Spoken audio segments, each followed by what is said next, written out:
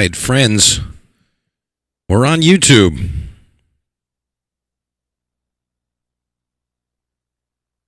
And we're going to stay here because Facebook is definitely not cooperating today. So that's where we're going to stay. And just to mention, we haven't really promoted the YouTube page much. So if you could do one thing for me, please just hit the share button, put it over on Facebook, put it on your page, say, hey, we're all over here, because it just doesn't work the same. And, it's kind of unfortunate that this is the situation we're in, but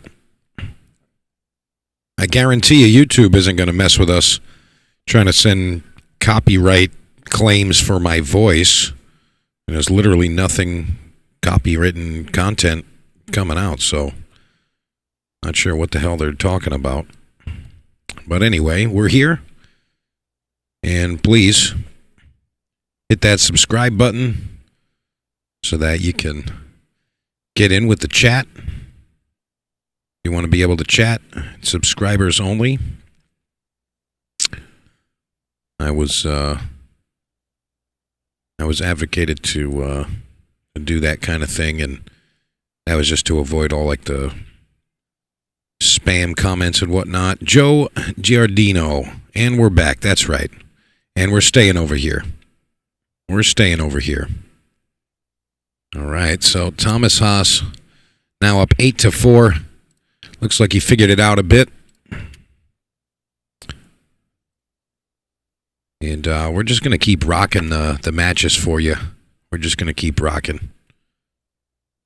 So we're going to be here the whole time. And just as a side note, at any time that you want to see this live stream, you don't have to go to YouTube and search it and all of that. You can go to the website. You can go to shipthecash.com and just click on live action, and it's right there. You don't have to do anything else. Just shipthecash.com, click on live action, and that'll take you right there. So.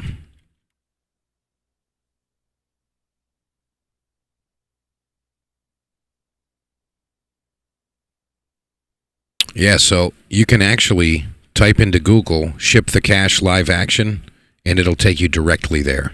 It'll be the first link that pops up there. And then you just, hit play on the video. Just like to have that option there.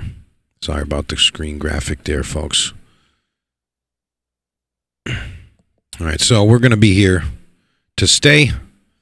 Hope everybody's trickling in. And again, if you want to do the live chat here on YouTube, you got to hit the subscribe button. We're doing that just to get rid of the spam stuff.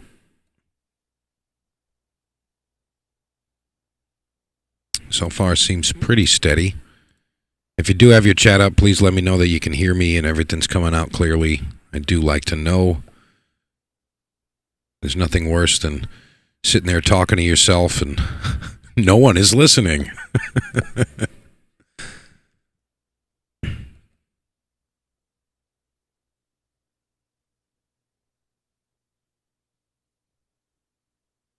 Thomas is going to come out pretty good after that little exchange.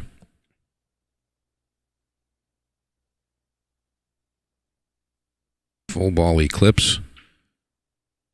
It's kind of a tough hit here because that 9-ball down table and the 3-ball are making it so he can't even really play like the reverse type of kick here. It doesn't look like he has that option. He does have an avenue on top of the 5, but he's going to have to really put some spin on this ball to reverse it and shorten up that angle, come straight at the 1 ball. Well, that's going to be tough. That is going to be tough.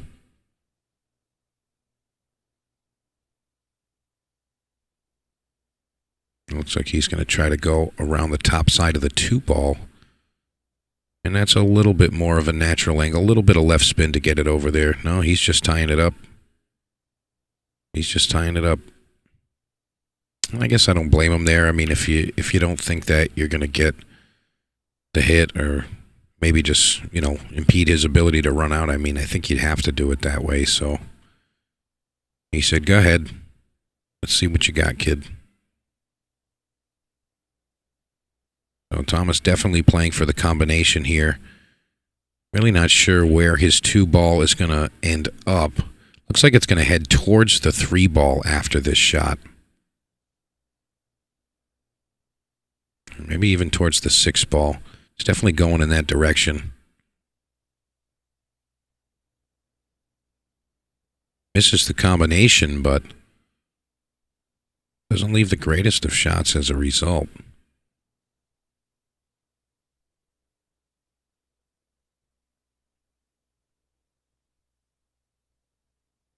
So we're in new territory now as far as the broadcasting is concerned, because I'm just not interested in dealing with that Facebook stuff anymore. So I think going forward we're going to have to just stay right here.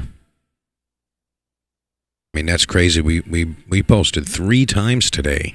In all 3 times, they let us rock for like 10 or 15 minutes, and then they just kick us off for no reason. It's just me talking. That's all.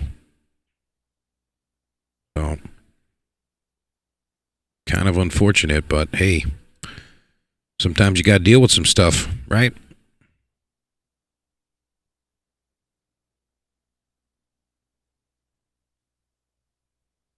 Thomas Haas looking like he's going to snatch this final game here. Got a little funny angle here. He's going to definitely have to stroke this a bit. Doesn't really go through the bottom side of the ball, kind of just stopped it there.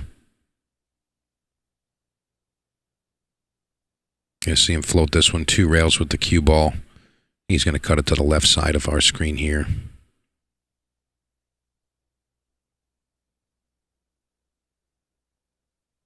Goes all speed there. And he comes out decent. That was a nice shot, though.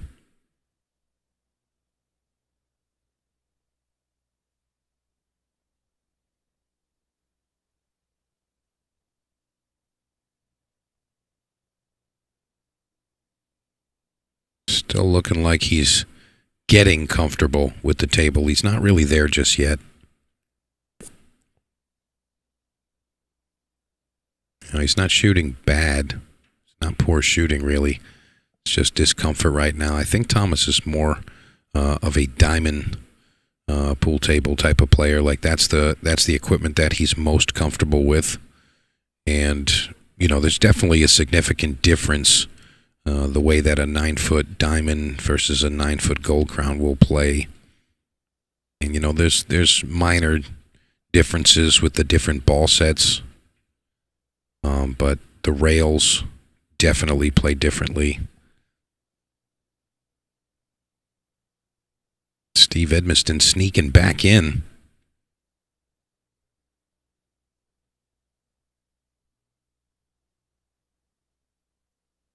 And he's going to snatch this game here.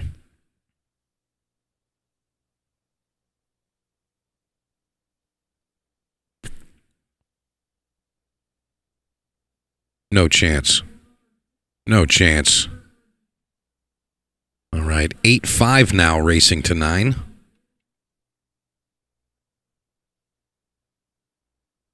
And again, we're at Snookers in Providence, Rhode Island.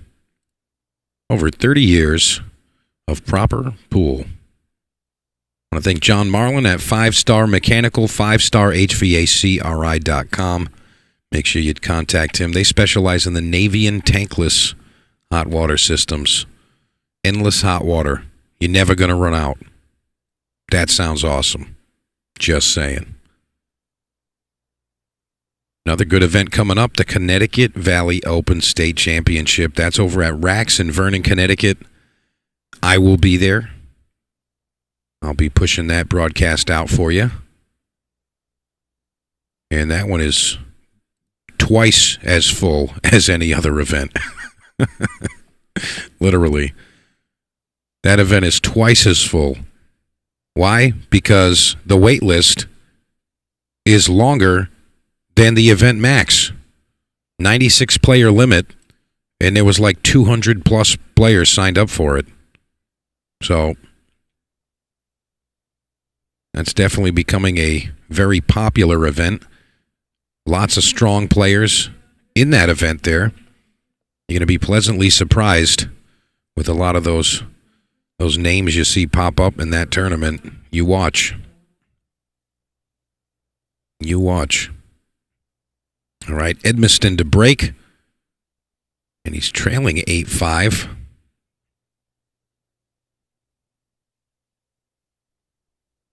It's going to be a dry break. Now, Thomas has given Steve a little bit extra in a few of these games. I mean, Steve's done the same, but, you know, with Thomas having the lead here, you know, you got to make sure that you can close it out. Great bank shot there. Such a talent, this young man. 22 years old, we confirmed. 22 years old.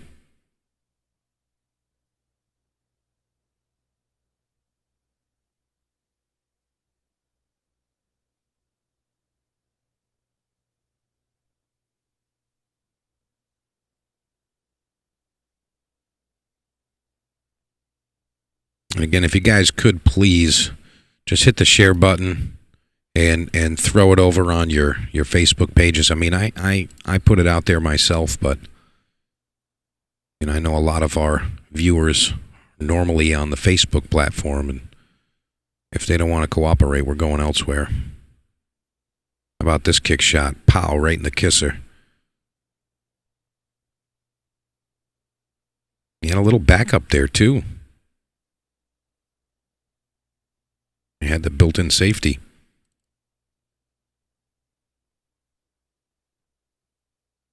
You know, we mentioned this earlier, but Steve Edmiston, I mean, he's a very experienced player, but he's also now to say he's an experienced player, but he's super comfortable here.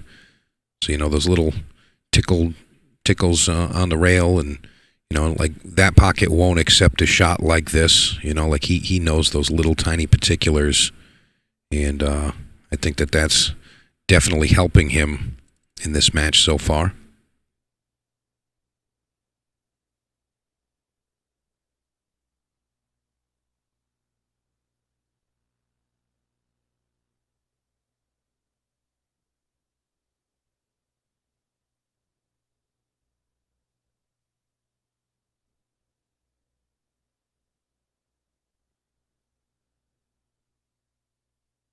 He's taking another look here. I mean, it looks like he does have a path.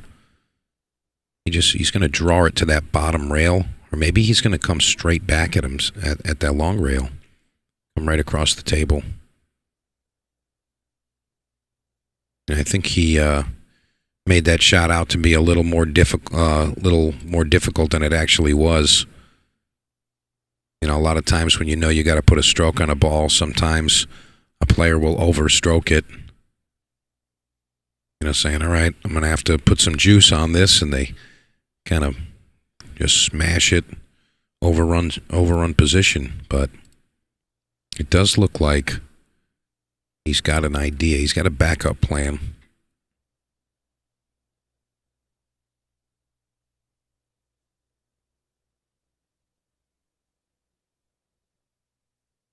It looks like he's going to cut the ball, but he was looking as if there was a safety option here. I think he's just going cross-side.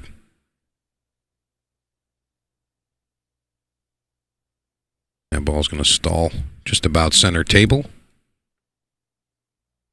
Mr. Haas now with an opportunity to finish this off.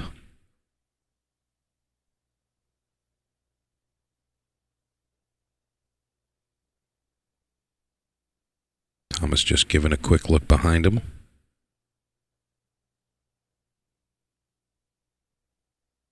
See if he can execute here. Thomas goes all defense. I think that's that's not a fear of making the shot there. I think it's just his experience with the table thus far. He's like, these types of shots aren't going for me right now.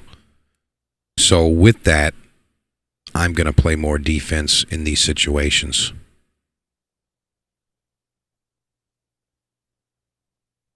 Looks like Steve may have left a little path between that 8-9. And he has. So Thomas looking to get underneath that 7 or the 8.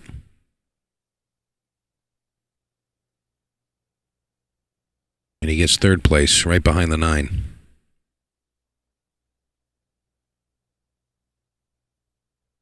Now this is a crucial shot for Steve Edmiston here. If he doesn't make contact here, the odds of him getting another shot at this match here are pretty slim. Absolutely going to need to make contact here at least. At least make contact. I'll be honest with you. If he doesn't like any of the kicks, I'm going with the masse here. Again, you can't use a jump cue in this event. You can use a full-length cue, but you can't use a jump cue. So he's looking like he's going to try to spin this off that long rail. And even then, I feel like he's going to have to jack up and put a little bit of a masse on there, a little swerve. So, if that's the case, why complicate it with a masse and a kick? I think you just jack up and play the masse straight at it. It looks like that's what he's going to attempt here.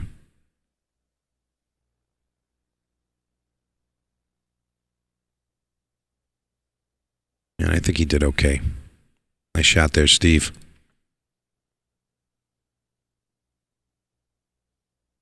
Tim Machado, my man, you found it.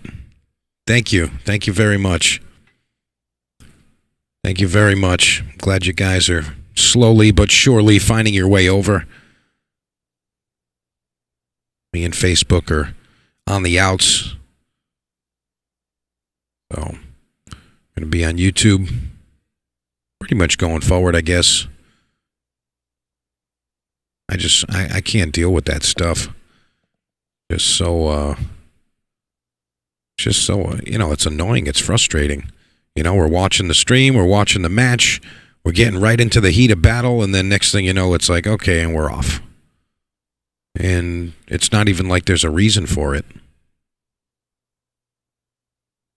Ben Savoy says, rather YouTube than FB anyways. All right, well, if that's the case, then, maybe we'll just stay here.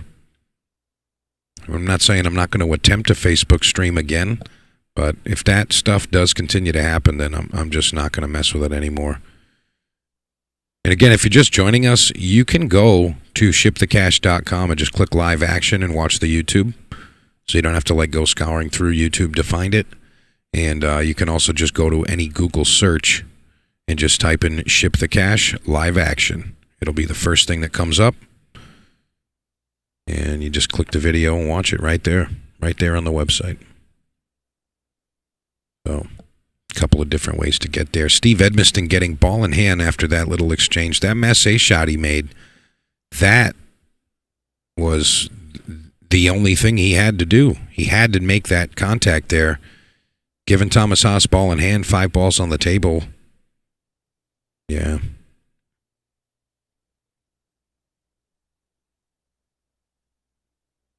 Ben Savoy, better quality picture, and you can rewind during the match. Yeah, that's good points there. I agree. I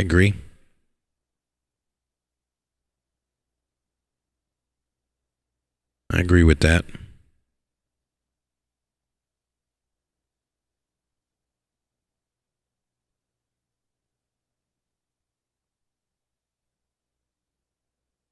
Not really familiar with a lot of the YouTube ins and outs. As again, I've been mainly broadcasting on Facebook for a while, so not really sure how that learning curve's going to go, but I'm sure I'll figure it out. It's not my first rodeo. Steve Edmiston's got to come with something special here. And he wasn't far off, but that's not going to get the job done. Now, although the one-rail kick is simple here, I think he's got a very simple one-rail kick. It's actually not as simple as it may have seemed. He does have to spin this a little. But even so, I mean, he's definitely able to make contact if he just kicks it this way. But I do think that he's just going to sell out a shot no matter what. It's going to be tough to leave anything difficult for Thomas going this way. I kind of like him kicking it up table. But we're going to see the result here, see what he can do.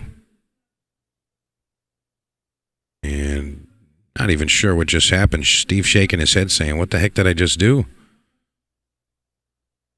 It didn't look like a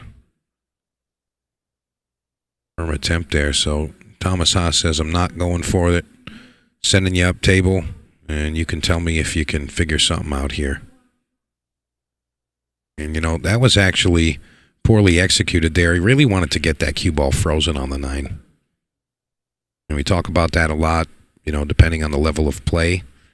You know, just blocking the ball like this, a lot of times, it's just not good enough. You know, Steve looks like he's going at a one-rail kick. I would like to see him hit the two-railer and send it back down table, but yeah, that was going to be tough. So ball in hand for Thomas Haas. He's on the hill. Very good chance that he's going to take this one right now. And if he does, it's well deserved. I mean, he's been playing okay. I know we haven't seen his best game today. We haven't even begun to see the skill set of Thomas Haas, but I'm sure he's going to get situated and give us that top-tier stuff that he's capable of. Steve Edmiston is definitely going to be battling through the B-side. All right, folks, we'll be back with another match. I'm going to go talk to Mr. Zuglan, see what we got coming. Pop back in about 5-10 minutes.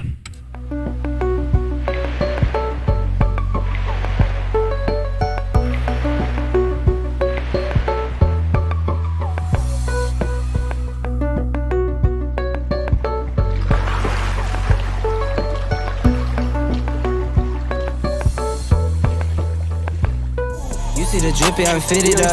Hop in my car and I get it up. Secure the bag, yeah, I get the bus. Pick it up, pick it up, pick it up. You see the drippy, I'm fitted up. Hop in my car and I get it up. Secure the bag, yeah, I get the bus. Pick it up, pick it up, pick it up.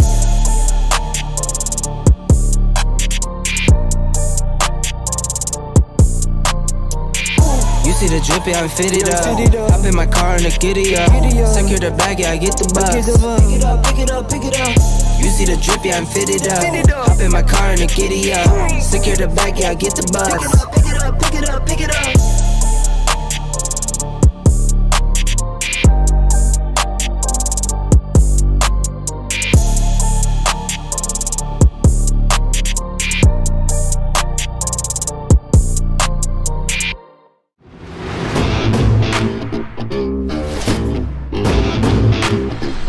With 30-plus years of experience, 5 Star Mechanical is your source for professional plumbing and HVAC services in the Rhode Island area. Endless hot water sounds great, right? Lead technician John Marland and his 5-star team specialize in Navy and tankless system service and installation. Don't wait until you have a problem. Let 5 Star swap out that old hot water tank and enjoy peace of mind with a high-efficiency tankless system. Your pro technician from 5 Star will provide nothing less than a clean and professional installation, and it's done correctly the first time on site. 5 Star Mechanical. Call today for a free estimate or contact us at 5starhvacri.com.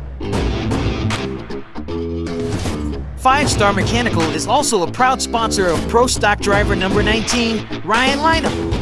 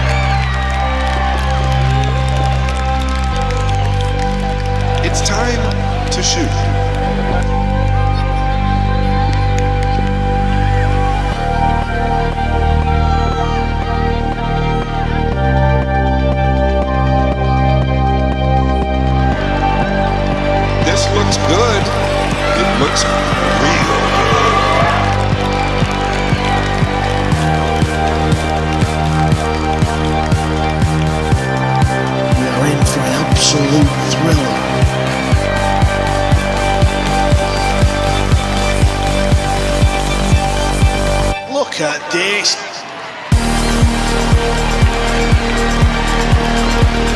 The McDermott Classic will deliver all-table live broadcasting and top-tier commentary from professionals like Jeremy Jones, Mike DeMarco, Scott Frost and Mark White.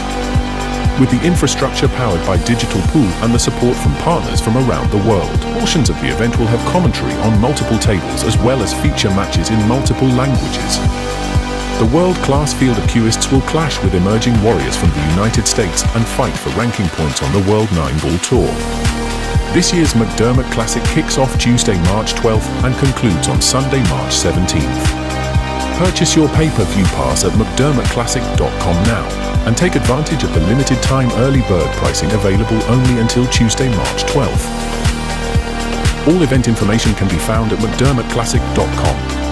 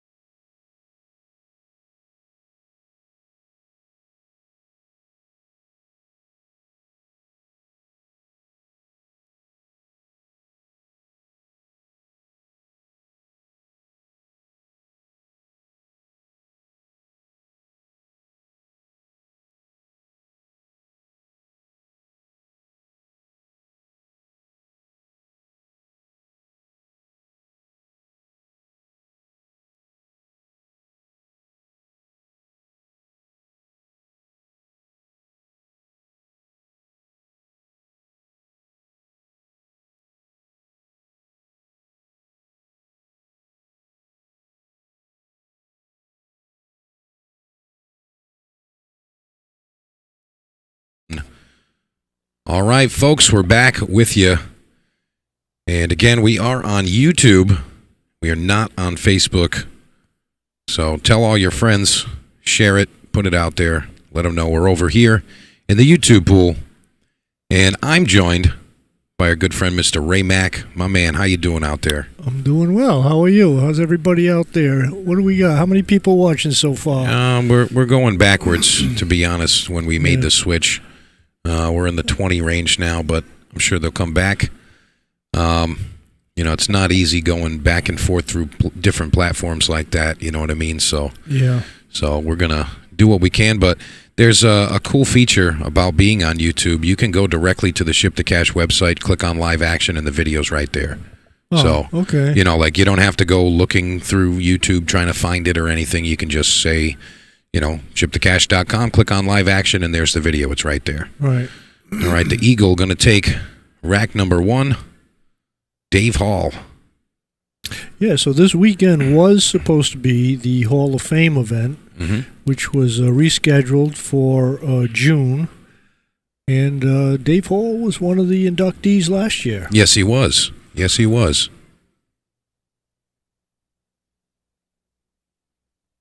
All right, so Dave is going to be doing the score properly. I love that. Thank you so much for being intuitive out there, Mr. Hall. Tim Machado says, let's go 5K. Yes, sir. So 5K, Mr. Francisco Cabral, he's a local player, plays here every week. And, similar to our previous matchup, this is his living room. He's here all the time, almost every day, maybe every day. Ray, you can attest to that. You see Frankie here all the time. All the time, yeah. He's super comfortable in the room, and when you're comfortable on the equipment, I was saying, Ray, that that's a big deal. Just getting into a match, especially if you're playing a strong player, that's worth a few balls or a few games. Just being comfortable in the room. Versus, you're getting in there and you're like, hey, I've never played on this table before. I don't know what's going to happen. Right. Knowing the speed, yeah. tight position play. Sometimes you need that cue ball, Yeah, and even just knowing if the pocket's going to accept a ball or not.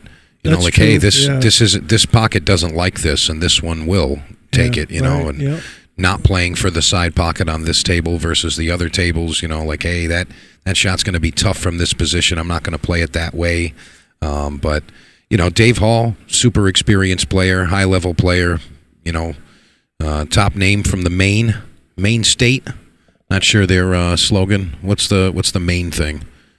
What's Maine's thing? We're the biggest, the biggest little state in the country. I don't know. I would have to look that one up. I don't Where's Chad Bazinet? Are you out there watching, buddy? Are you out there somewhere? But, Dave Hall coming from Maine. Call him the Eagle. He was just third place. No, I'm sorry. Was he third place or fourth place in the Massachusetts state? He went pretty deep there. He did. I don't know exactly how we finished. I think it might have been fourth there. He was in the top. Yeah, Sean Wilkie took that one down over Lucas Fracasso-Werner. Sean Wilkie is not here this weekend, but Lucas Fracasso-Werner is. So he's looking to... I'm pretty sure just recently they had the Maine 9-ball championships. Yeah, I think they did actually. I'm not sure what the result was there, but you know what? We can find out, Ray. We can find out. We got the technology. We got stuff. Yeah, we got stuff. Tiffany Vong is usually a statistician. She's usually... Yeah, where is she? All right, so it's Kyle Pepin. Kyle Pepin took that one down. Congratulations, Kyle Pepin. Dave Hall might have been a third.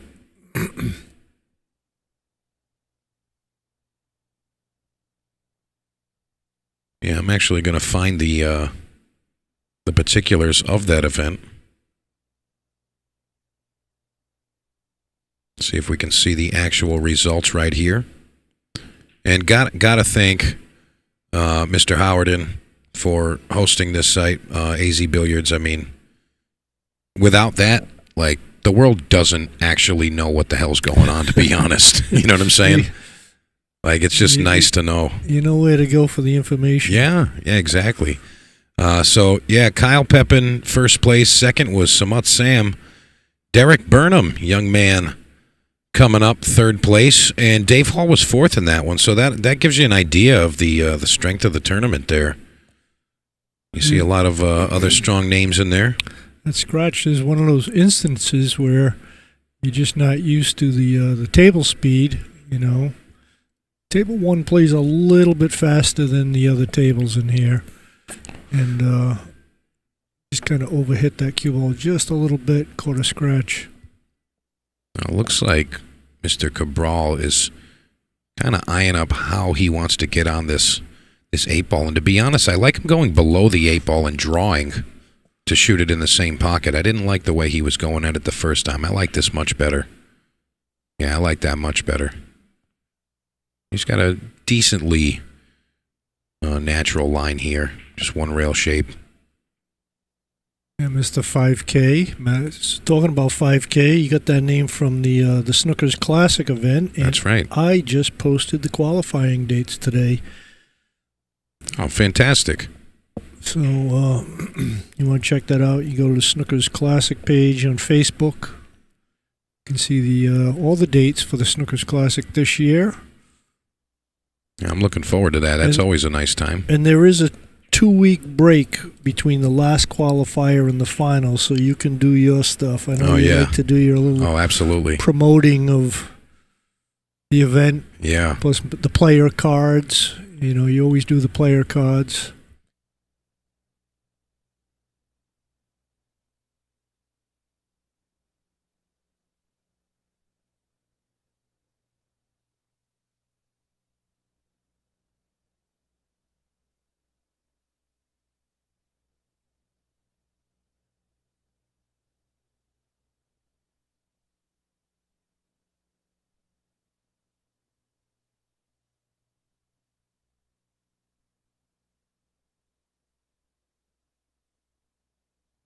All right.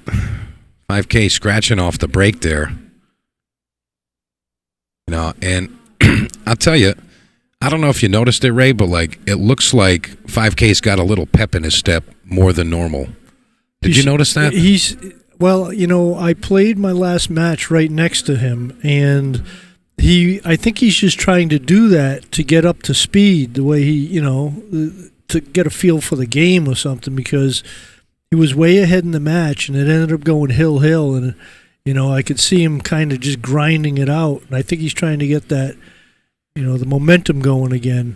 So you think that maybe he's like a little anxious, like kind of carrying that over from his previous set? Right, yeah. I kind of felt that way. You know who his last opponent was? Frank Warlock. Okay. Yeah, he's a talented player. He was here on day 2.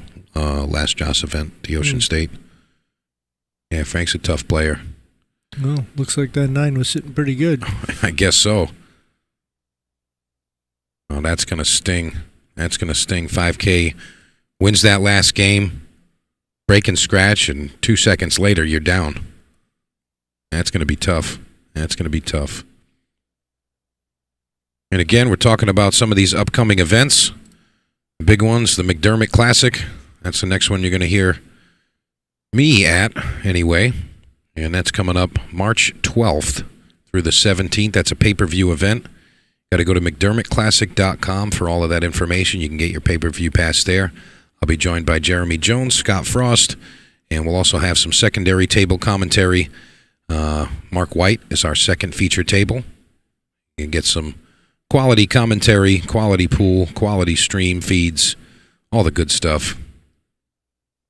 No, is that a miscue? Yeah, he miscued there, and I don't know. I mean, I guess you go again because he didn't hit the rack. I feel like that's not right. I feel like you're supposed to, you know, give the break up if you don't contact it at least.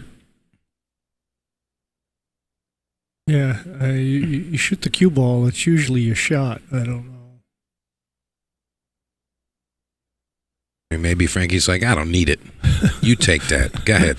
You just take those bananas. I just racked them. I know it's bad. Nah, go ahead. Go ahead. This thing ain't moving.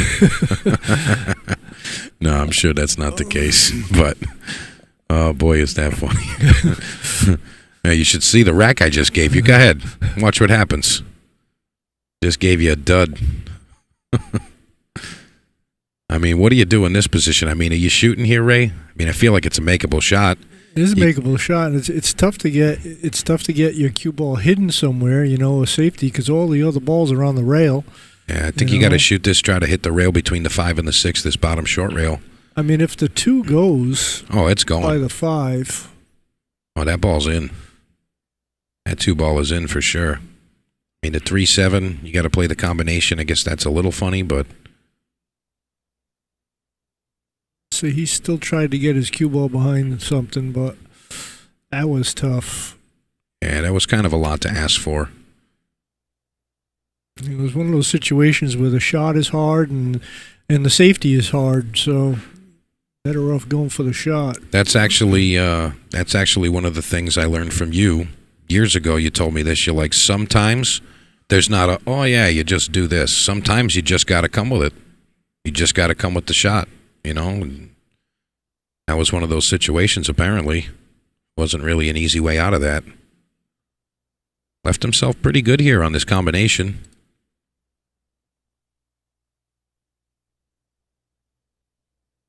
There's something I got to get better at shooting combination shots. I don't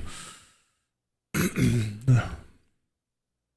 I mean, we'll have some serious talent in the area in the next couple of weeks. Should be like, hey Jeremy, real quick, you got a thing for me? There's a lot of good stuff. A lot of good stuff coming to New England, that's for sure. Yeah, that's a strong field. There's going to be a lot of tough players. Yeah, I'm excited for that. That's going to be a lot of fun. It kicks off on a Wednesday, right? Tuesday's actually the first day. Okay. That's the 1 ball, 1 pocket on a Tuesday. Oh, 1 ball, 1 pocket. Yep. And then 1 pocket. Then the 1 pocket Wednesday. Wednesday, Thursday, and then the 9 ball is Friday, Saturday, Sunday. So a whole week of action anyway. Oh yeah. There's going to be plenty of pool to play, to watch, to bet on, whatever you want to do. Plenty of pool. That's for sure. Yeah, I mean, I've seen Francisco Cabral play a lot of pool. And the pace that he's walking the table, he's fast. Like, his get down, his approach to the next shot, he's just moving quick right now. And I don't know if it's intentional or not. Maybe that's just where he is mentally, but he's absolutely going quicker than normal right now. That's for sure. That's for sure. Usually in his stand-up, when he stands up, he'll stroke the cue a couple times just in the air. Yeah. You see how he's getting it done, but yeah, usually but does quick. a couple more times than what he's doing right now.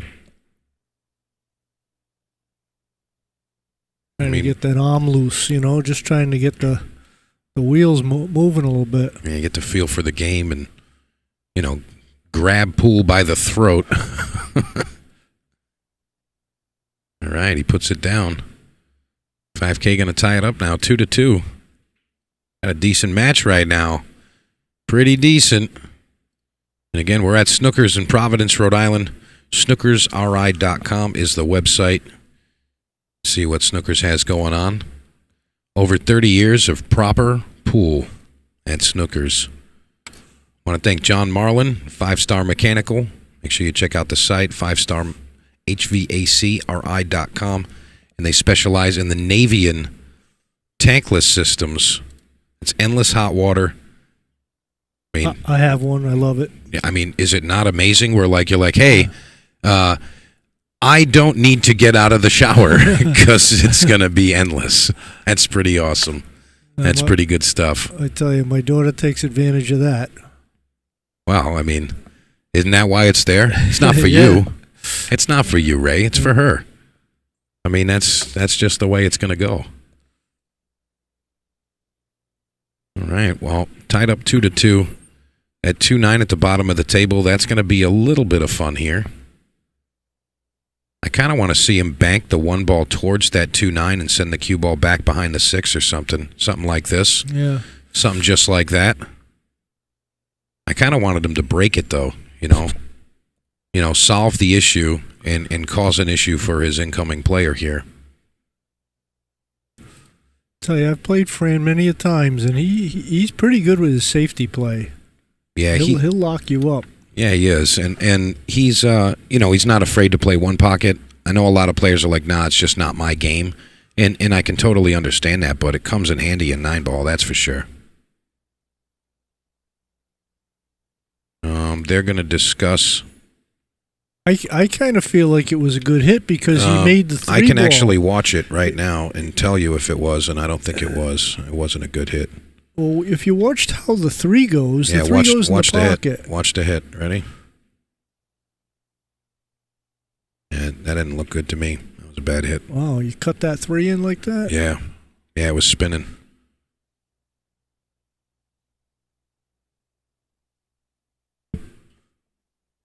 I mean, they're talking about it. I kind of want to, say it. I don't know.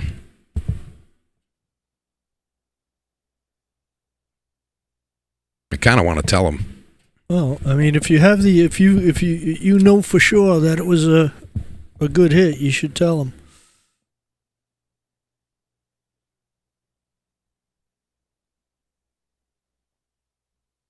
Well, he's already shooting. I'm not going to get involved.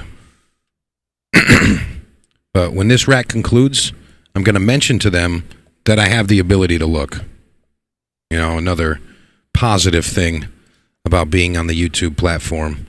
And I'll be honest, the pool gods, they're going to let us know if that was a good hit or not. You think that this? Yeah, I know how this rack plays out. It's for sure. It's for sure. It's going to happen. I kind of wish if you could. Can you slow down the video too? Yeah, you can. Because I don't know, man. I kind of feel like there's no way you're cutting that 3 in that pocket. It's the cue's got to hit the 1 first. I think just the path of the cue ball itself is saying that it's not that. Ready? Here we go, Ray. Watching it again.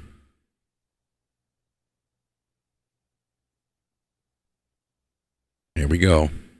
All right. Blow it up for you. And you have it at a slower speed, huh? Oh, yeah. Okay. Yeah, this is playing right now, and it looks like it's frozen. Here we go. And what do you know? What do you know? Dave Hall gives up ball in hand. Ready?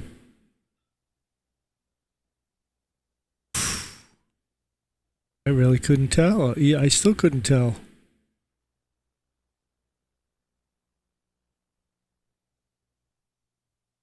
Yeah, just the path of the ball. It doesn't look like it's possible.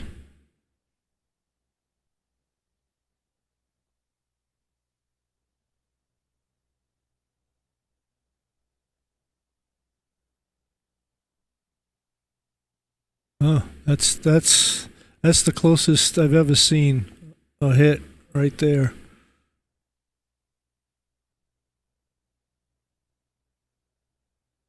Well, again, though, I mean, are you seeing what's going down on the table right now? This is unreal.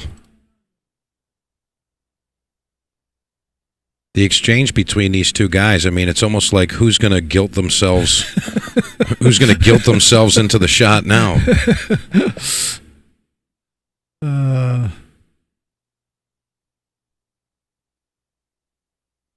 like, no, it was good. No, it was bad. It's okay. The pool gods will let us know if it was a good hit or not.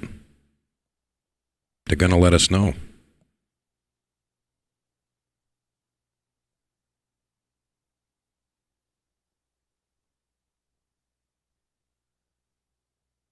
That's a small side pocket to shoot that ball in right there. Sure is. Yeah, he's looking to see if he can even make the 5, if he should continue the run. Don Hunter, glad you could make it. He says, I thought I was gonna miss watching this. No way, man. We're gonna figure it out. And again, please just get that information out there that we're over on YouTube, because You know, I know a lot of our viewers are normally on Facebook. That's always where we're broadcasting, and just got to get everybody over to the new party site. That's Fran with his little sneaky safes that he does. Yeah, look at that move. Take that. Take that, you knave. You want to tell me that shot was a good hit? Watch this. This one's going to be bad. In Fran's head, he's like, should I get a referee? You want to have somebody watch this one?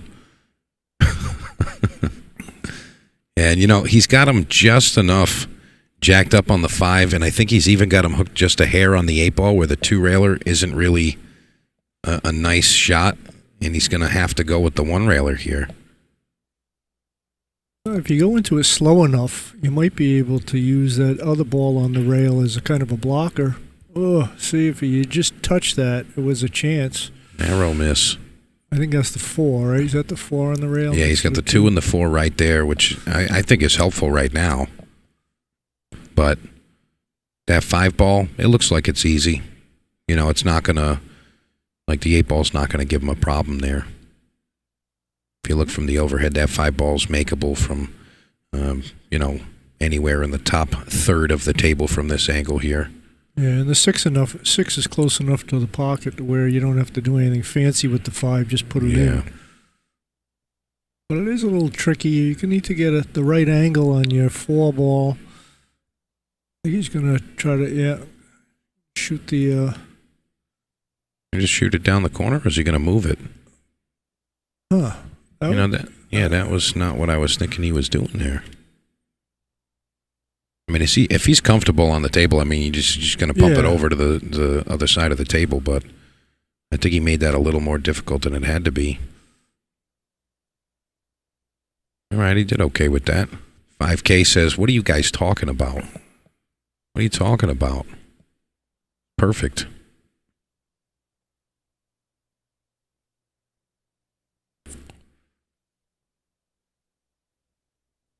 Uh-oh. I don't know. Fran's second guessing if that hit was good or not. You're still on that. No, they're both still on that. I'm telling you. Yeah. I'm telling you. Whoever wins this game right now, that's who had the correct thing down there. That's who knew it was a good hit or a bad hit. That's what's going to happen. I mean, the amount of pool matches that I've watched, I mean, on occasion, whatever that disagreement was or the thing floating in the universe, sometimes that thing doesn't happen right away. It might be like the next matchup or the next time you see them at an event or something where it like comes back and the pool gods say, hey, I'll take care of that. But a lot of the times it happens right then. Like right now. Shot. That was a good shot. Yeah. Dave Hall says, watch this, kid. I mean, 1 rail kick towards the side pocket. No, I mean, nah. Fran's got his Tony Lane. I think he's. Oh, you think he's going to the air? I think, yeah. It looks like he did go to the air, but like his jump cue. Are you sure he jumped at it? It looked like he almost like massaged it a little bit. Maybe he had more of the. Yeah, he might have been.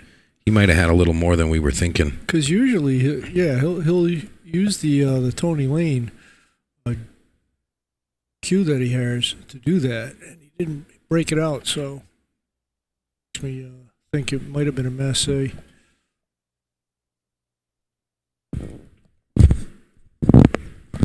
Just adjusting my face mask here. Needs a little more speed here. Uh-oh. Could bring the 9 into play. Well, yeah, a little bit. Yeah, he's definitely hitting that 9.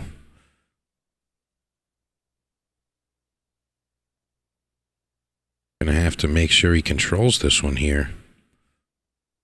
Now you see, he tried to play inside spin there, and it squirted his cue ball over. He overcut it. I think he could have just played it natural and let them kind of separate a little, no? Yeah, it's tough. It's tough to see the exact angle on the monitor here or what he had.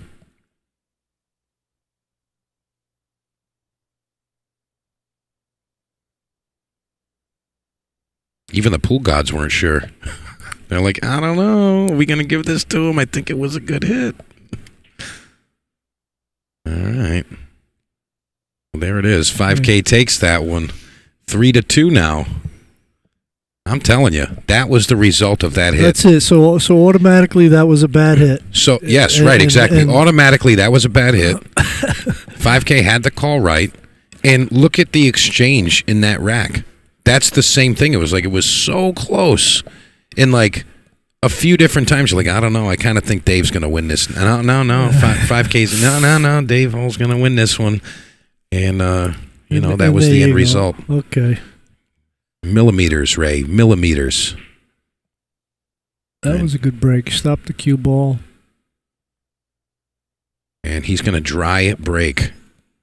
That two-ball that set, two didn't I don't go. think so. I thought that was in. I didn't even notice it sitting there. And that's about as close as you can get a ball without making it. It's got about half of it sitting on the edge of that jaw there. Now he's playing this with the cue ball or with the one ball? Not playing it with anything. I mean, what's going on here, Ray? I was kind of thinking of playing defense and bringing the cue back onto the 5 ball. Hit that one ball a little thicker, send it to the bottom rail. Now, correct me if I'm wrong here, Ray, but of all the pool I've seen, if you have an open shot like that, you should be shooting it. I mean, that wasn't a low percentage shot. I mean, the ball's hanging in the pocket. You just cut the ball down the rail, put the cue ball on the opposite side. The one ball's going to be within a diamond of the pocket, I mean, what if your opponent comes with something, you're giving them a chance to get lucky? I mean, I feel like a professional player is never playing safe there. Like 0% chance. They're just shooting. The balls are open, you shoot them. If you can get on, there's no sense in shooting the combination like that and not being able to get on the one. Maybe he was in a situation where he didn't think he was going to have a shot at the one, Yeah. Because the 2 is tucked in the pocket like that. If the 1 hits it, it's going to kind of drift to the bottom rail. Yeah, totally agree with that. Yeah. So maybe that was the only reason he didn't go for the shot. Yeah, perhaps. The result is showing that he made a good decision there, but not all the time is somebody going to give you another chance at the table after that, Comes out a little bit funny here. He still got the pocket, but definitely didn't want to go that far.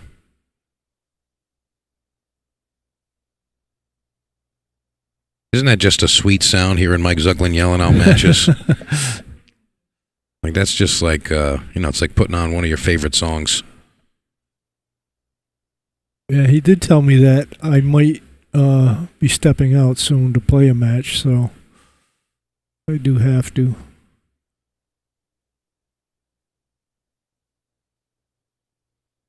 We're playing a round 4 winner side right here. That's where you're at. Yeah, right, exactly. So, oh, look at that one. How you like that? That stayed up a while, too. Wow. 5K not going to be happy with that little bobble, but hey, that's how it be sometimes.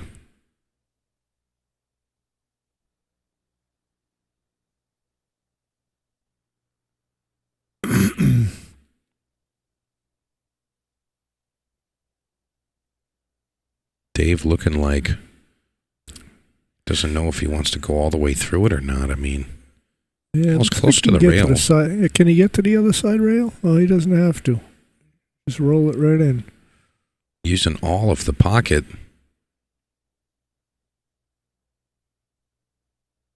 And draw this one 2 rails out. Just 1, 2. Or inside English and come around 3, but you want to kind of get just left of the center of the table. 1, 2. There he goes. Yeah, just left of center of the table. That's it. I go right through this one, 2 rails out. Now he's going to go. There it goes. Boom, Perfect boom. speed. Perfect speed there from the Eagle, Mr. Dave Hall.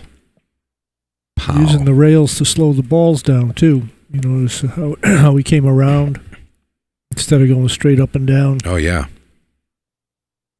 Yeah, rolling into position there. Looking pretty good.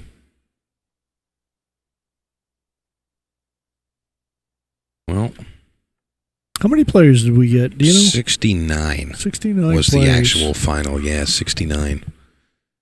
69. And again, folks, if you're in the live right now and you can't comment, you have to hit subscribe. We did that to eliminate the spam. That was suggested to me.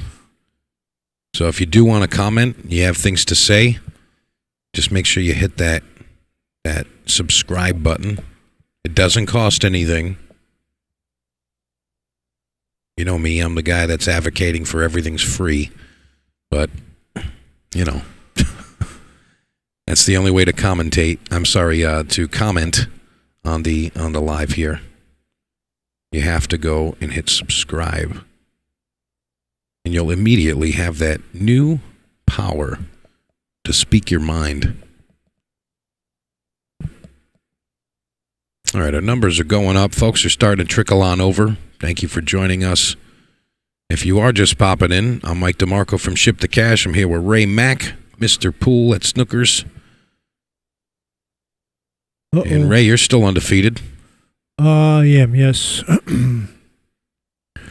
I mean, when you looked at the field, I mean, there's some notable players that are like, okay, those are our top seeds. And, you're definitely one of the top seeds there. I mean, how do you feel about some of the other top seeds? Is there anybody you're like, I'd kind of like to avoid them before the final, I mean, is there anybody you're trying to look out for? Moritz, he's the top seed for sure. Yep. Then you got Lucas, Kevin Guimond, So, and I think they were the three that went in the blind bid too, right? They were all about 500-600. Yeah, something like that. For the three of them. Yep. And we also got Mr. Thomas Haas. Oh, another strong shooter there. And there was a couple of unnamed players that Mike has buying in as a pro, and they bought themselves for like $20. And I didn't catch the guy's name, but apparently Mike makes him buy in as a pro. He's like, nope, he's a professional, and he's here, and nobody knew his name. So I'm looking to investigate that a little bit. Okay. So there's that. Yeah, I don't know how Mike ranks his players in the event. I don't think it has anything to do with the Fargo rating. No, I don't think so either. It's just what he feels, I guess. Yeah, he says, nah, you're above that. You do this. Did you happen to catch the sock posting earlier? All socks approved? Oh, yeah. Pretty strong. Yeah, the Facebook post you did, yeah. Yeah. All socks are approved. Zuglan gave the thumbs up. Ankle socks, tube socks, you got it. Yeah, there's a lot of crazy stuff going on in the pool world right now, Ray. Yeah. I mean, a lot of it happens to be happening in the other side of the country right now, but there was something about socks or something online, wasn't there? Yeah, they apparently refused to allow a certain player who was on. It's a female player, and she was not allowed to compete in her match without changing her socks. Because apparently they said that they could see some of her ankle or something, and that wasn't okay. And this is a player that's like on their promotional materials, like this is one of their poster childs, like this is a player representing that entity, and they gave her a hard time about her freaking socks. Like, what are we talking about here? That's a new one. What are we talking about, Ray? Socks? Excuse me, sir. Are you wearing boxers or briefs? Yeah, we don't allow briefs in the event. We think it's not really the look we're going for. So, I mean, if you want to take a quick ride to Walmart, grab yourself a package, hit Target up real quick. I think there's one in the plaza over there. We had the lag foul this week. Oh, dude. I mean... And for you folks that are not in the room, you didn't get to see this, Mike Zuglan gave us some fun stuff on the mic during the earlier announcements. when he was going over some of the rules, and he was like, he mentioned the socks. He's like, whatever socks you got on, they're fine with me. And he also mentioned that he's not going to do a drug test directly after you lose a match for only one person because you felt like it. He said he's not going to do that. Okay. So that was it. He said that if you do need to use the bathroom, do it on your turn, which is normal stuff. That's okay. But apparently in other events, you can't go to the bathroom because you already used the bathroom. So you either pee yourself or you forfeit a game. So that's what's happening right now in pool. If you weren't aware of that. I mean, these are great things, apparently. I mean, massive events, you got to have your socks in check, and I guess you get a catheter installed before your matches, then you don't have to worry about breaks, right? You just be like, hey, I'm going to offer my opponent like bottles of water and giant apple juices right before you play, and then you got it. You're going to get at least one forfeited rack, right? You can't pee, but I can. I mean, it's crazy, Ray. It's crazy out there. Really is. If you guys in the chat have anything to say about that, I'm okay to discuss. We can talk about it. That's fine. Tim Machado says, what do you guys think about the viral match with Savannah Easton not calling the combination and ended up losing the set? I saw that. Ray, did you see that? Did you see that whole situation? I know about it. I didn't see the situation. So I'll just briefly mention that so that you guys know what the heck we're talking about, and then I'll give my insight there. But, the match was happening. Savannah Easton's playing another player. The player's like 112 points higher, Fargo rate-wise, and it's an experienced player, whatever. The guy's like a 712 or something like that. And Savannah starts getting hot. She's shooting balls, whatever. And the 3 ball's hanging in the pocket, and the 2 ball is in a direct line, cue ball, 2 ball, 3 ball. She shoots the 1 ball in. She gets position on the 2-3. I mean, there's no way to play the 2 by the 3. She gets down, she shoots the 2 into the 3. 2 ball hangs up, and she gets down to go shoot the 2, and he's like, you didn't call that. And, it's a call shot 10 ball. I get it. You got to call your shots. But there's no chance that he didn't know what she was doing. There's no chance. Right. And, she ended up losing, on that. It was a double hill match, you know what I mean? And, I mean, what do you think, Ray? I mean, what do you do in that situation? Well, and let's try to take out the fact that she's a young girl. She's a young girl. Let's take that out of the equation. It's just another player, and the shot is quite obvious to you. You know what they're doing. I know. Do you stop the player and say, "Hey, you didn't call that"? What do you do there? Me personally, no, I wouldn't. I wouldn't do that. I know what they're shooting. If I'm not going to try to win that way. But I know Savannah's mom did do a Facebook post. I was just reading it about an hour ago, and she said Savannah's okay with it. Just let it go. Let's just let this thing disappear. Yeah. So I kind of go with that. Let's just make it disappear. No, I get that. I mean, but do you fault the guy for calling that in that situation? Do I fault him? I mean, with some of the rules that popped up this week in the game of pool, if it's a call shot game and you're playing a combination, you're supposed to call the combination. Yeah. I'm not going to call that against you. You do that against me in a call shot game, you made the ball. Go ahead. Let's keep the game going. You know. But yes, are there players that will do that? Yes, there are. So but my question to you is, do you fault them for calling that? No, I don't fault them for calling it. All right. That was the rule. That's the rule. So play by the rules in every aspect, even if it's some dumb stuff. Yeah, I mean, obviously, right? It's I mean, there's definitely a lot of dumb stuff going on, Ray. Let's just big pile it on up there. Let's hit the ceiling with this stuff. I mean, really. There's a ton of craziness right now. But yeah, that was tough. That was tough to see, you know. And again, I'm trying to take out the fact that she's a young girl, but I can't take that out of it because that's what it is.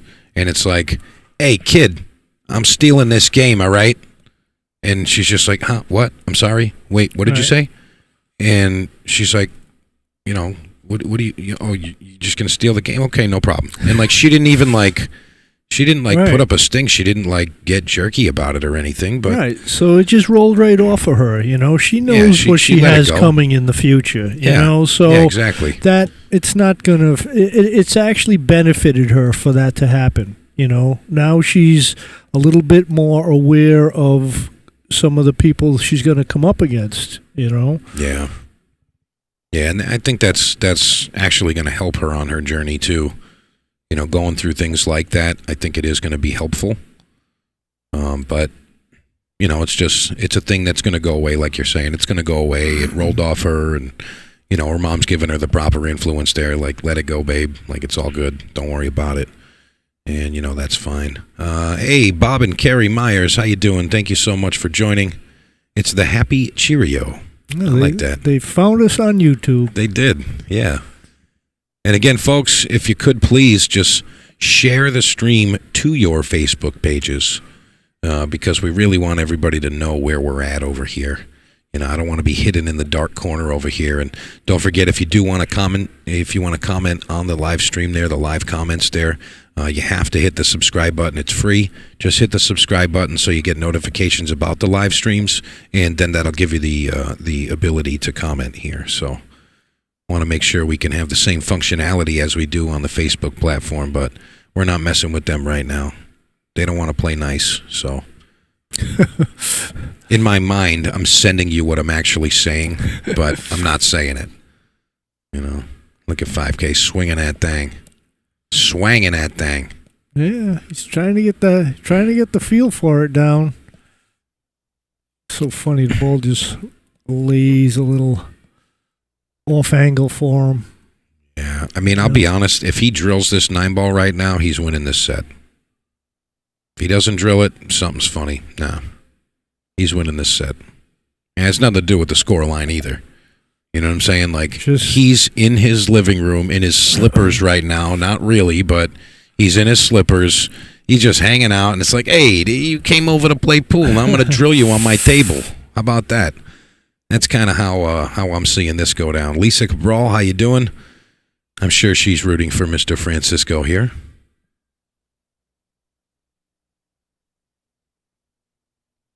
Dave Hall taking care with the rack here. Guys, want to mention, go check out thegamblerscloset.com. Lots of cool stuff on that site. I recommend the premium tees. I'm wearing one right now. This thing's nice and smooth, Ray. Nice and smooth. Ship the cash. Yeah, you can get some Ship the Cash branded stuff there, and there's a whole bunch of other cool stuff. A couple of one-liners. Some action-provoking gear, and it does work. One of my favorites. Do you want to play some?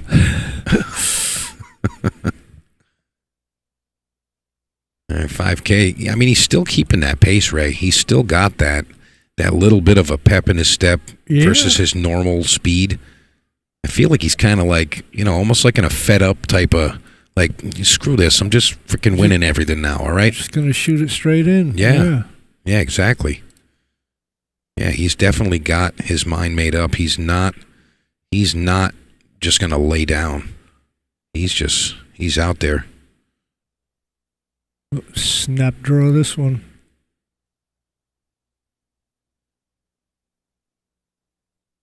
I'd like to see a little slower backswing for him.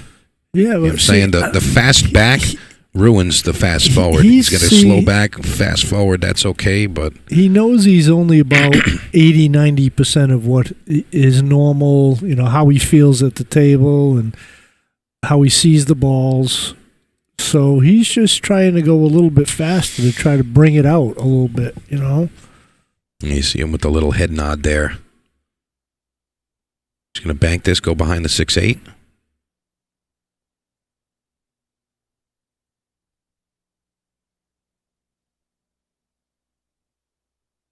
See, shots like that, that's where the table speed, knowing the speed of the table really helps. Little things like that. Yeah, that's definitely a factor, his comfort on the equipment and just being in the room like that as often as he is. It's definitely going to help him out. Dave Hall looking like he's got a little slice of this. You can just nick it. I think he was looking to maybe hit the 7 there or something. And he came out okay. He leaves a bank shot. What's that? Is that the 6-8 next to the side, or is there a 4 Yeah, ball? 6-8 there, yeah. Okay, the 4 is down. Yeah, I think he might take this on, but I think he's going to play defense. Kind of played it in a two-way manner. I don't mind that. Cue ball was pretty perfect there. 7 helped him out. And it's always really tough to tell, but he might have he might be just able to the cut edge. It, huh? Yeah. He might be able to cut that in. Yeah, I don't know. Once we're looking at the overhead here, you don't have it. No. That's not happening. Yeah, he's going to look for the kick and stick here.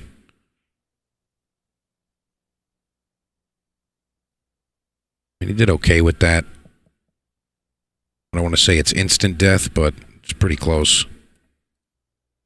Pretty close. 5K's got to make one strong shot here, and then the rest is kind of easy peasy for a guy like him. One strong shot right here. And it was kind of a slow stroke there, more of a push shot there. I wanted to see him really stroke that shot and just kind of bring the ball to the side cushion there. Yeah, he usually does. That's why I feel like he knows he's off a little bit. He's trying to build up speed to get it done. Yeah, and I think that's smart. If you know that you're not at the top of your game right then at that moment, that's something that you have to take care of. Looks like Ray Mack's getting called out. Ray, go crush him. Okay. Go ruin somebody's weekend, will you? I'll see you go later. All right, thanks, Ray. All right, you got me for the remainder, boys and girls. Ray Mack's going to go ruin somebody's afternoon. And right now, 5K returned with just a slice of this 3-ball.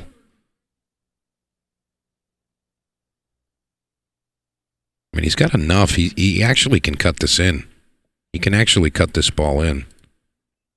You see him really taking care.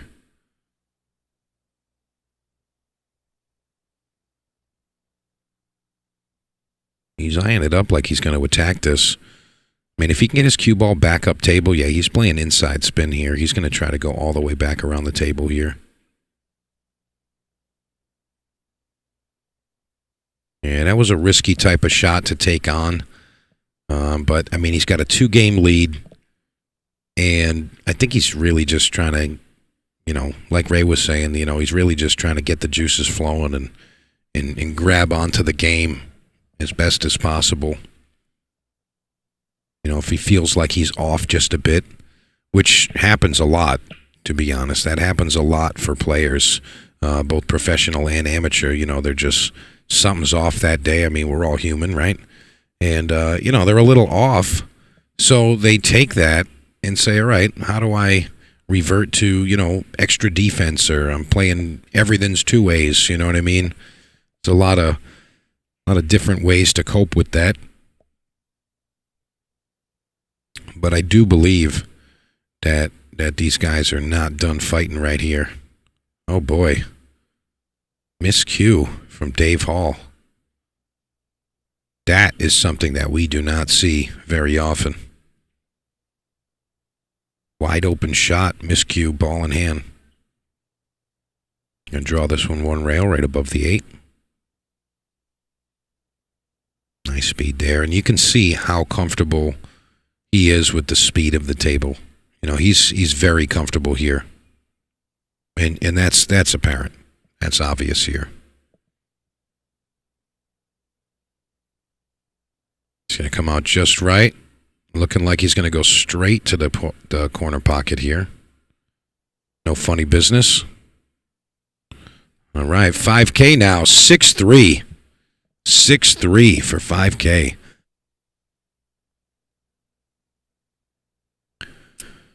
Again, if you're local to Snookers, you can come on down. Plenty of seats. Come watch some good pool.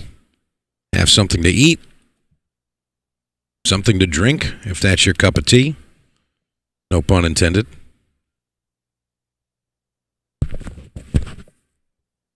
Yeah, Mr. 5K here.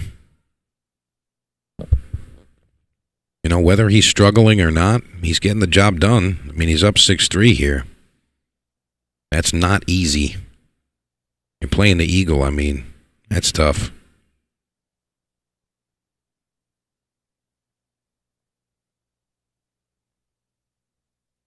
All right, here we go. This is rack 10. Ends up getting a ball down, not the normal type of result from a break. Again, it's the inconsistency of the racking. And we talked about that earlier, where it's not so much the players are giving bad racks. No one wants to give a bad rack, or we hope that no one wants to give a bad rack, but whether you did it intentionally or not, it's just going to be inconsistent with a regular triangle rack. And that's the format of the tournament. It's opponent racks with the triangle. And, you know, if we were using a racking template, it's a totally different tournament. Completely different tournament. You know, but I think that, oh boy, he needs to get to a cushion here. Did he make the rail? I mean, we're not getting involved, but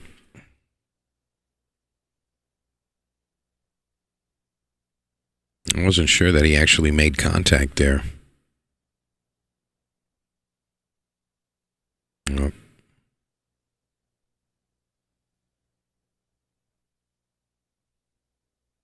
Regardless.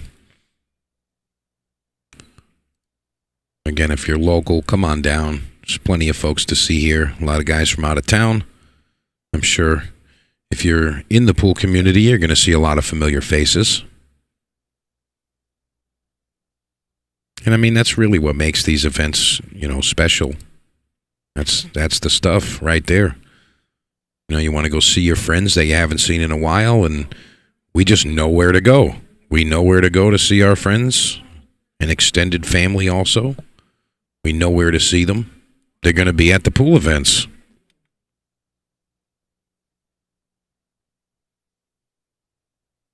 Nice control there.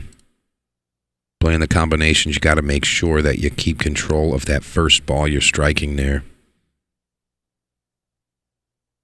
You see the maniac Dave McConnell on table number 2 running out at 99 miles an hour. He is amazing. When his back arm's working, that kid is amazing. It's like watching an Earl Strickland match from like 92 in fast motion. Boy, is he good. All right, Dave Hall giving 5K another opportunity here.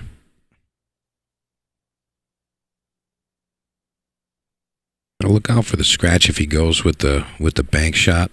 He's going to bank it and try to draw. Not sure what he's doing here. He's going all cue ball.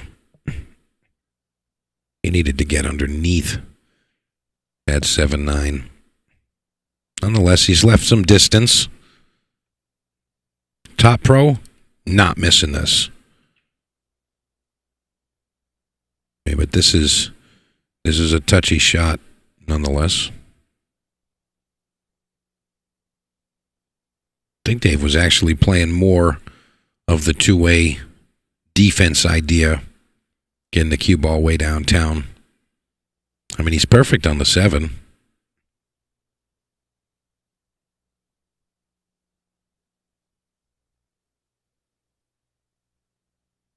All right, if you got your chat enabled and you're listening, I want to know who you think is taking this match here. I mean, 5K's up 6-3, but you know Dave Hall. Come on, man. It's the Eagle. I want to know what you guys are thinking.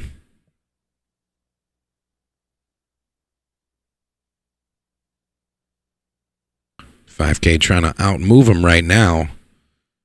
He needed to get that one to come a little bit sharper off that long rail. That would have put the 6-ball on the top cushion on that top short rail, and he wouldn't have had this option here. But now Dave Hall's going to hope he gets okay on the 7. Comes a little long.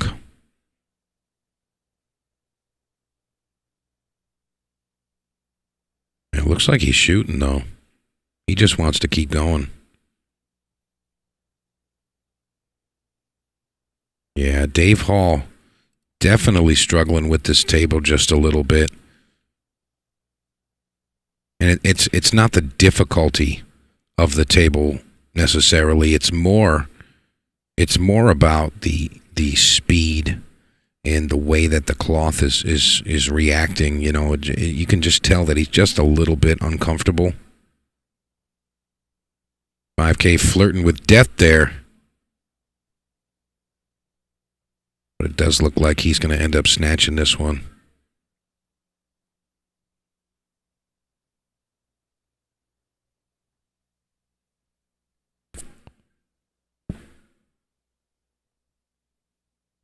Eight balls down.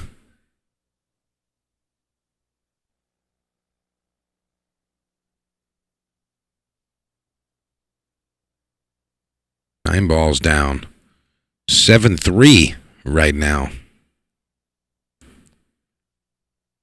Yeah, you can see the momentum from that little interaction there. Earlier, the momentum has drastically swung to Mr. 5K here. Now leading 7-3. This is getting more and more difficult for Dave Hall to be able to come back from that. I mean, that's going to be tough. That's going to be tough.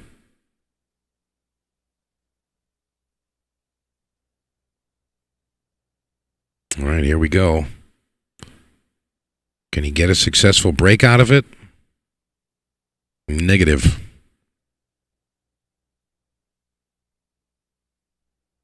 Try break. Doesn't really have a ton of options here. You know, as far as taking a shot, I mean, he could always push out, but you know, as far as the options that he has to actually shoot a legal shot, that's tough. So, I mean, I think he's just going to give him enough to be able to shoot it. And he does.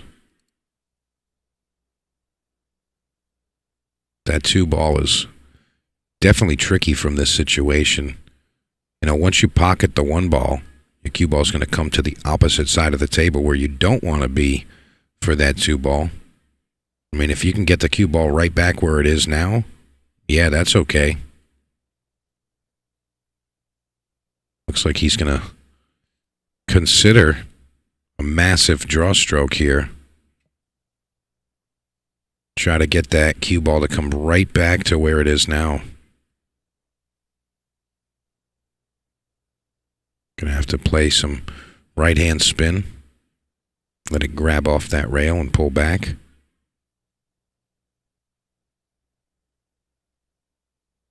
We got the cue ball okay, but the 1-ball doesn't fall. We like to call that top right corner the pocket of doom. I'm sorry. The pocket of doom. And you can see why it's always the toughest pocket. Dave Hall playing some speed control safety.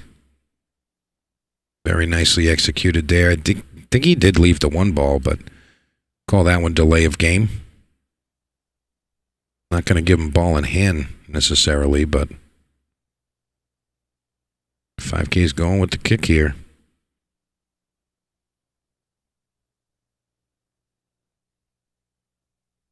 And it's going to hang up for him. Here's a benefit of the tight pockets, huh? That's not a bad result.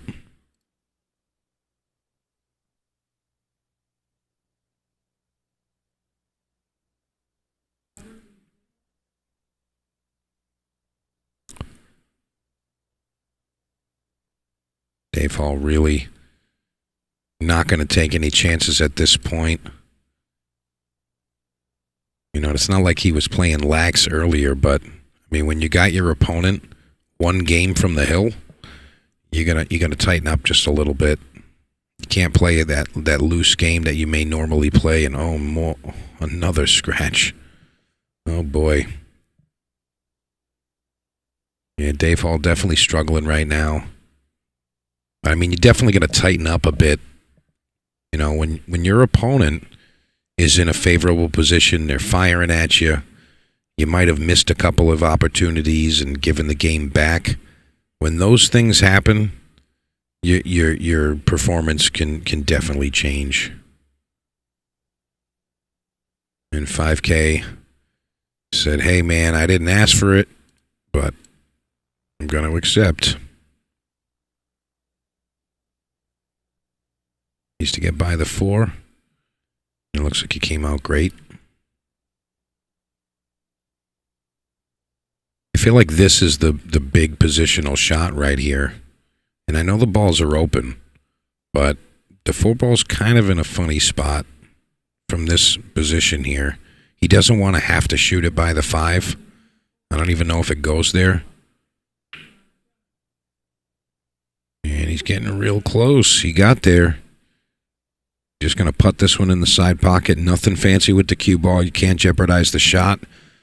Remember, from this angle, that side pocket is tiny. It's a tiny target there. He made it.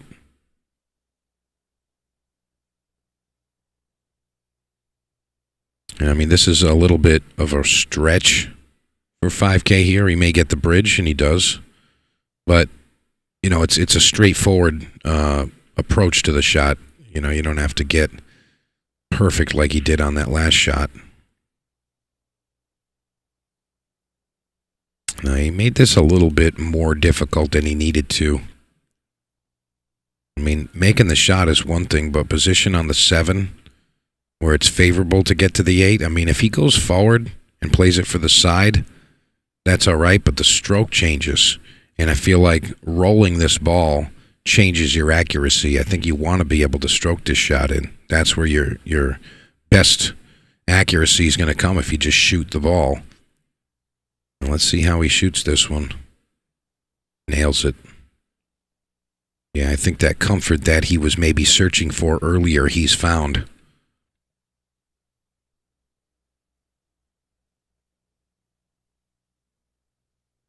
$5K's not reckless, but he's definitely going to be drawing this one like pow, just like that.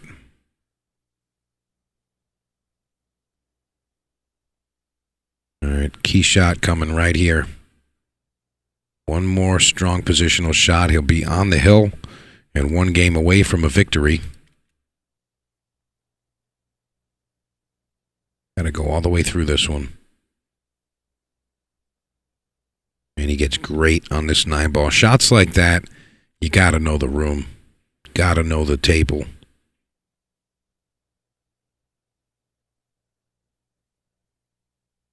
Dave Hall now trailing 8-3. Nobody was predicting that scoreline with these two boys. I'll tell you that. Nobody was predicting that. Never. Never predicting that scoreline. This was always going to be a tight match, and I still think it's kind of a tight match. I feel like Dave Hall's given up a lot more than he normally would, and I feel like 5K has definitely found that comfort he was looking for, and now he's just he's not giving anything back. You know, scratching the side there. Let's see. You know, you got your opponent on the hill, and you don't have a wide open table. I mean, you got open balls, but Dave looking like he's going to try to roll him on the back side of this ball here. That's the 4 ball up there. I don't know if I like that. I mean, I see his shot, but I think I might bank the 1 ball 3 rails around. You know, like just draw it onto the backside of the 4. And I think that might be what he's doing. I mean, he might be attacking here too. But if you're going defense, I kind of like the 3-rail shot. Just bank it around the rails. Yeah, I like that. That's the way I like playing that shot. Nice execution there from Dave Hall. I'll be honest, it doesn't look like he actually has the 1-railer available. I mean, it's not natural, that's for sure. He's going to have to spin it, so I think he may shoot a 2-railer here. And he's lining that up right now. It looks at. All right, apparently he's going with the 1-railer. You're going to see him jack up. Spin it right down at that 1 ball. Makes contact, and he's going to come out okay. Dave can see the ball, but he can't make it. Opportunity for a combination, although it's kind of a tall order. I mean, he's got it. He's got the 1-2 combination here. Or maybe he's got just enough to rub the top of the 2 and slide that 1 ball in. In all funky types of shots. I think he did well with that. Nice speed control there.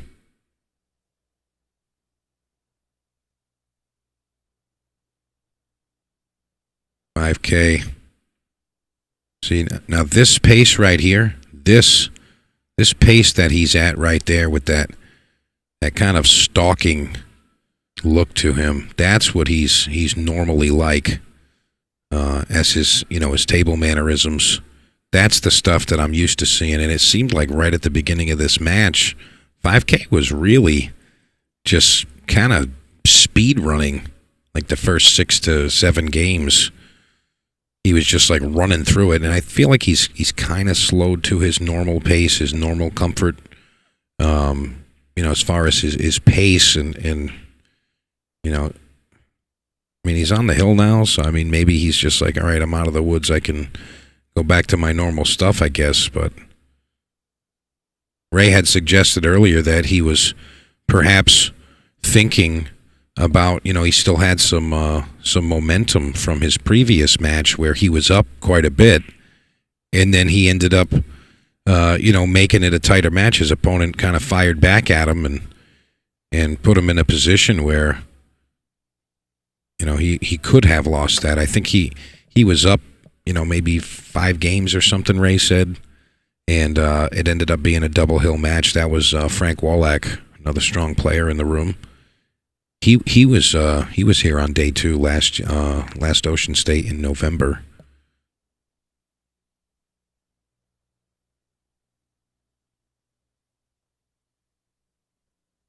So maybe that stuff did carry over from his last match, but nonetheless, he's got everything he needs right here to win this match.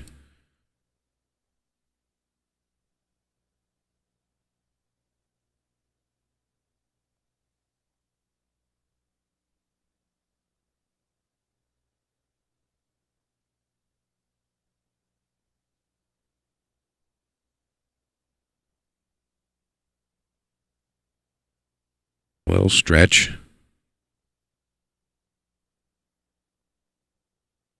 He's in all of the pocket, but he gets it. All right. This is what I'm going to call the key shot. If he gets good shape on the 6 ball, that's it. Dunzo. I don't see him having an issue. This is the one.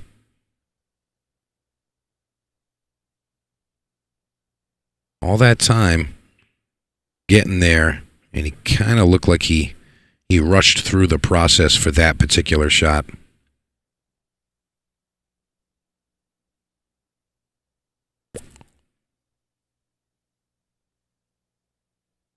Dave Hall says, "Stand back, sir. I'm about to fire back at you." And boy, can he fire.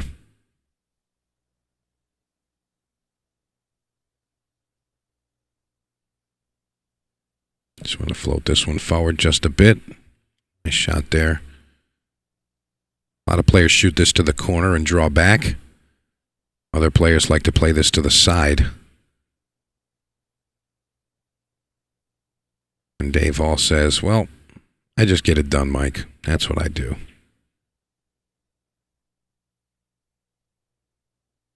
Nice shot there.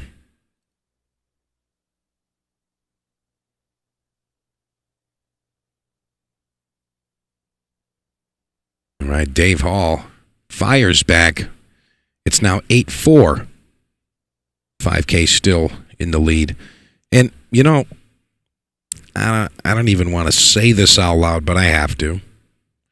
You know, from what Ray was telling me, 5K was way up in his previous set, and his opponent tore back and made a double hill.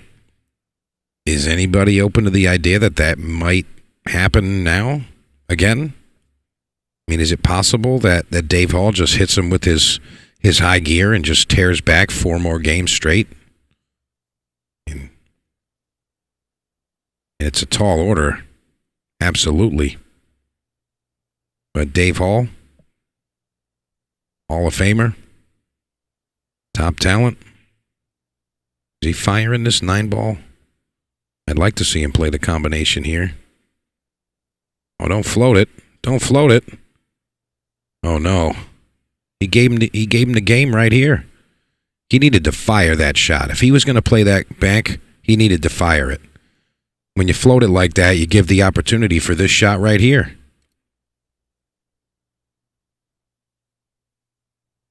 All right, there you have it, folks.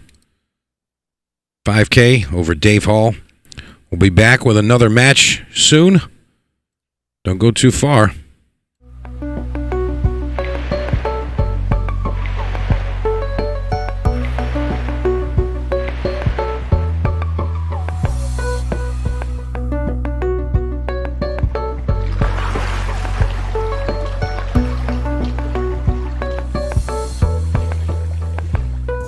The drip, yeah, I'm fitted up.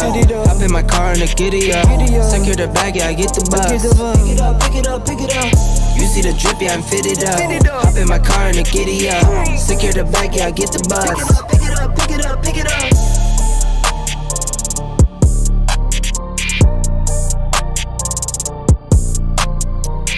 You see the drip, yeah, I'm fitted up. Hop in my car and a giddy up. Secure the bag, yeah, I get the bus. Pick it up, pick it up, pick it up. You see the drip, yeah, I'm fitted up. Hop in my car and a giddy up. Secure the bag, yeah, I get the bus. Pick it up, pick it up, pick it up.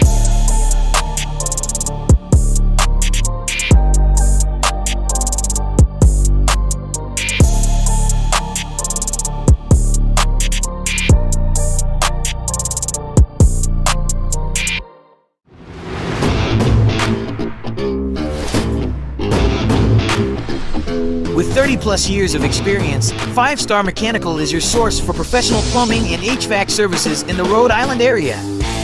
Endless hot water sounds great, right? Lead technician John Marland and his 5-star team specialize in Navy and tankless system service and installation. Don't wait until you have a problem. Let 5 Star swap out that old hot water tank and enjoy peace of mind with a high-efficiency tankless system.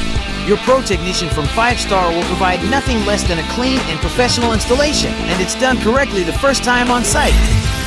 5 Star Mechanical. Call today for a free estimate or contact us at 5starhvacri.com. 5 Star Mechanical is also a proud sponsor of Pro Stock Driver number 19, Ryan Lynham.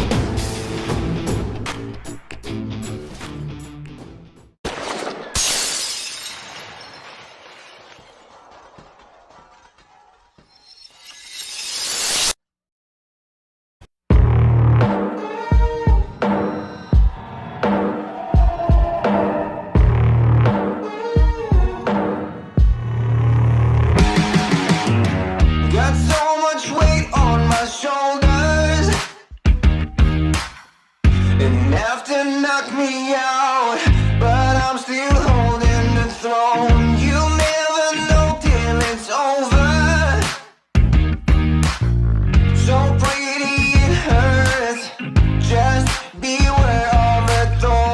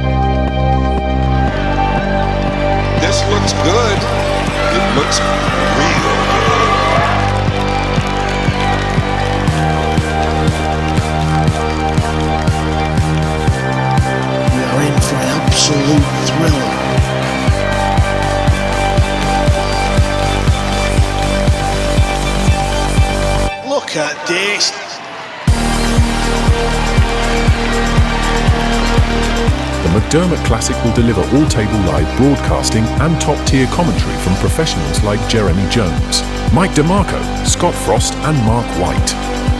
With the infrastructure powered by Digital Pool and the support from partners from around the world, portions of the event will have commentary on multiple tables as well as feature matches in multiple languages. The world-class field of cueists will clash with emerging warriors from the United States and fight for ranking points on the World 9-Ball Tour. This year's McDermott Classic kicks off Tuesday, March 12th and concludes on Sunday, March 17th. Purchase your pay-per-view pass at mcdermottclassic.com now and take advantage of the limited time early bird pricing available only until Tuesday, March 12th. All event information can be found at mcdermottclassic.com.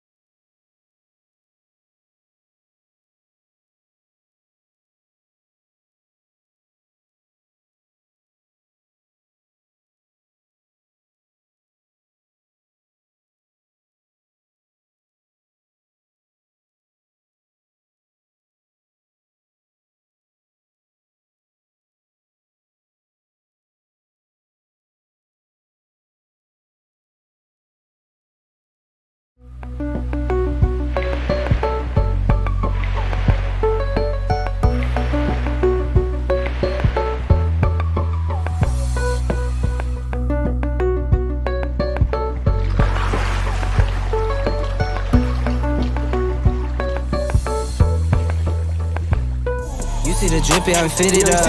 Hop in my car and a giddy up. Secure the bag, yeah, I get the bus. Pick it up, pick it up, pick it up. You see the drip, yeah, I'm fitted up. Hop in my car and a giddy up. Secure the bag, yeah, I get the bus. Pick it up, pick it up, pick it up.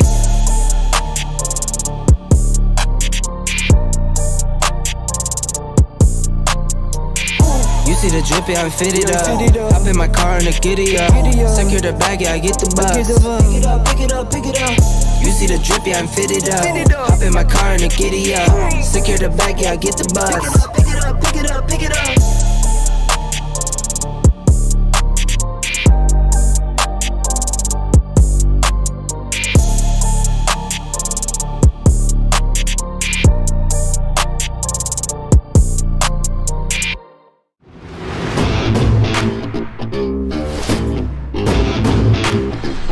With 30 plus years of experience, 5 Star Mechanical is your source for professional plumbing and HVAC services in the Rhode Island area. Endless hot water sounds great, right? Lead technician John Marlin and his 5-star team specialize in Navy and tankless system service and installation. Don't wait until you have a problem. Let 5 Star swap out that old hot water tank and enjoy peace of mind with a high-efficiency tankless system. Your pro technician from 5 Star will provide nothing less than a clean and professional installation, and it's done correctly the first time on site. 5 Star Mechanical. Call today for a free estimate or contact us at 5starhvacri.com. 5 Star Mechanical is also a proud sponsor of Pro Stock Driver number 19, Ryan Lynham.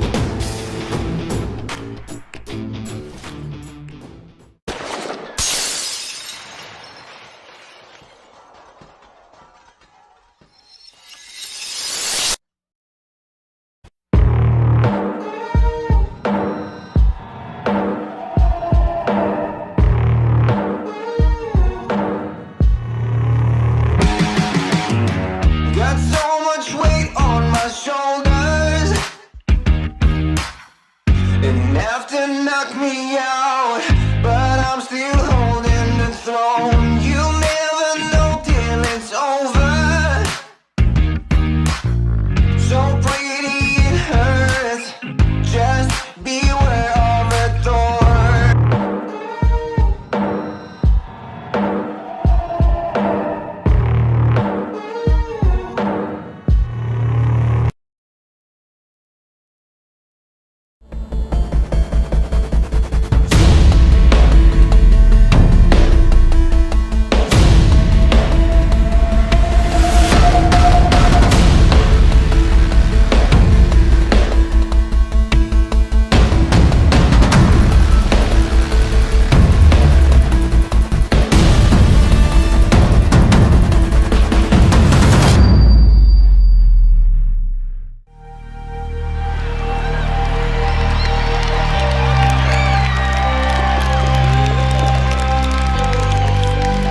It's time to shoot.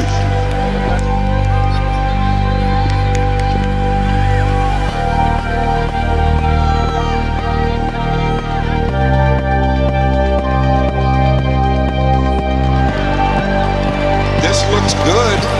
It looks real good.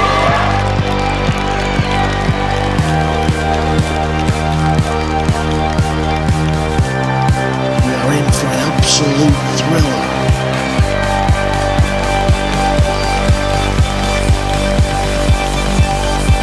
Look at this.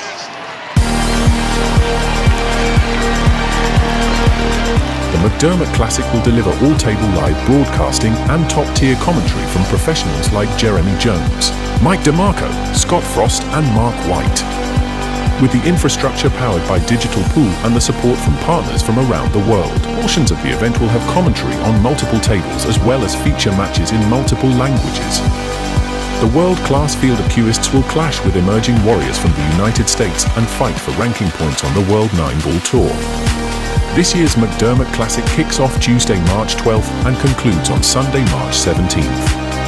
Purchase your pay-per-view pass at mcdermottclassic.com now and take advantage of the limited-time early bird pricing available only until Tuesday, March 12th.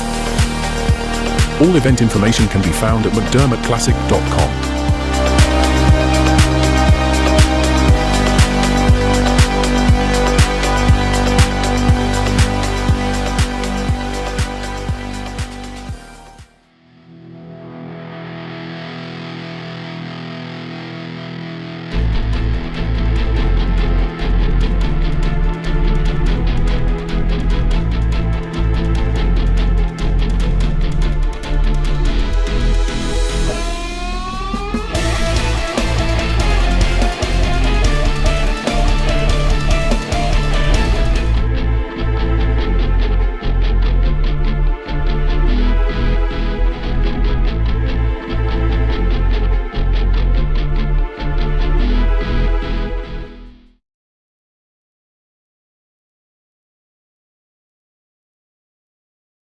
All right, folks, I'm back with you. It's your pal Mike DeMarco from Ship the Cash. We've got a nice winterside match coming at you right now.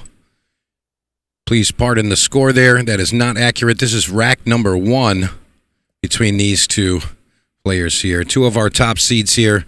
Our top seed, Moritz Neuhausen, and the official, unofficial house pro, Mr. Ray McNamara.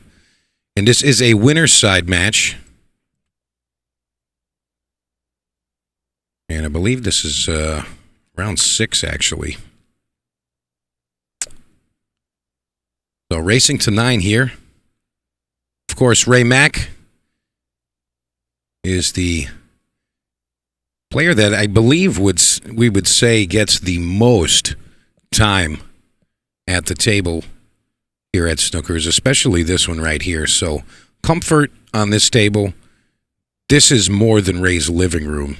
This is like his bed. You know, he's on this table quite a bit. So if he's feeling confident out there, he's going to make a run for it here. He's going to go at it. An unfortunate first miss there. And I'll tell you, you can't do that against this German kid here. Moritz Neuhausen. Such a strong player. Strong player. And he's actually coming off of a win recently. I mean, he's won quite a bit. But I will tell you, the Modelo Open, they got it listed funny on AZ Billiards, but Modelo Open, that was, I believe, in Colombia, and that was a Matchroom sanctioned event, and he took it down, beating any and everybody that was there. And that's his, I believe, his second win on the WNT, the World 9-Ball Tour. So he's a hot player. And he's also a high-level player. You know, true professional, world-class, traveling the globe, playing everything and winning most of what he competes in. And this is kind of poetic here with John Francisco on the neighboring table. You know, John is kind of Moritz's lifeline here in the States. They travel together, room together, all that stuff. So it's really nice to see them both side by side competing. You just got to see a match. John Francisco narrowly escaping Paul Tossi. Moritz makes quick work of that first game. This is going to be a tough one. The game, for a guy like Moritz, it's just super easy. It's simple stuff. And, you know, just, you really have to keep your errors to an absolute minimum, or it's just going to bite. He's going to bite you. Really tough. Again, we're broadcasting live from Snookers in Providence, Rhode Island. Over 30 years of proper pool. If you guys are local to Snookers, please come down and check it out. Plenty of open seats and more pool to be played.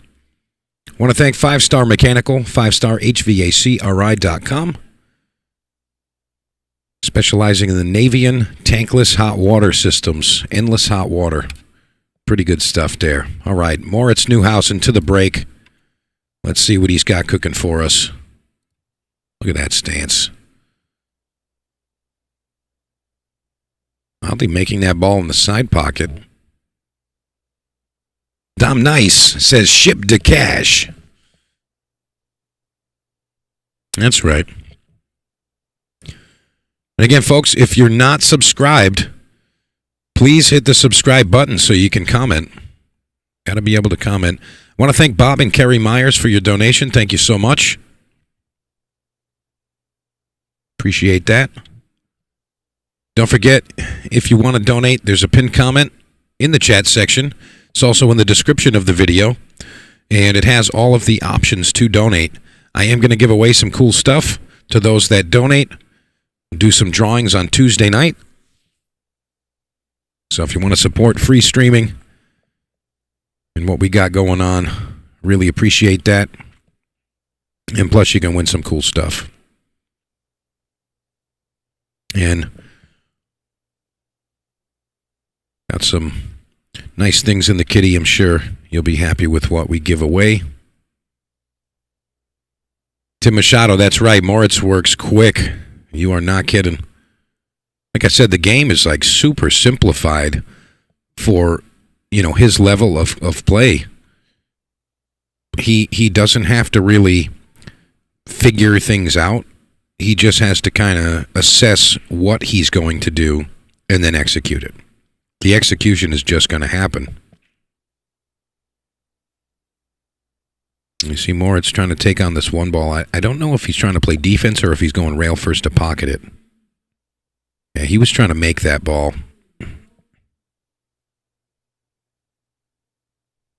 I mean, the cue ball was on point. He got right back above that 2 ball. But boy, this is a tricky predicament. I don't know if Ray can maybe throw the 1 ball towards that 3-8 and pop the cue ball behind the 2. His other option is, of course, to thin the 1 ball and go down table. But I don't know if I like that. I'd like to see him do a little ticky-tacky here and just get that cue ball right behind the 2.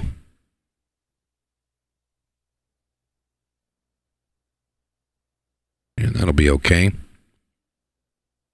The cue ball isn't right on top of the 2. So, that's going to offer more opportunities and avenues for Moritz to, execute a kick here. He's looking to go 2 rails underneath this 1 ball, keep the cue ball downtown.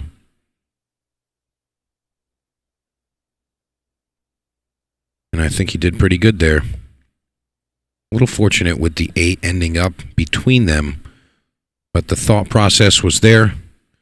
And ultimately, if you have a fair plan, it can always come out well. So Ray going to try to do something similar here, just a 1-rail kick, I would believe.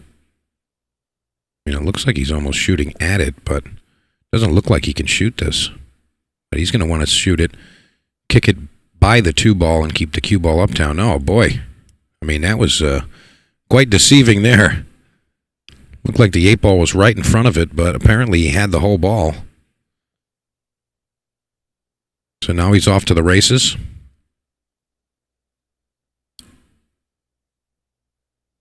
Ray Mack's style of pool, very simplified.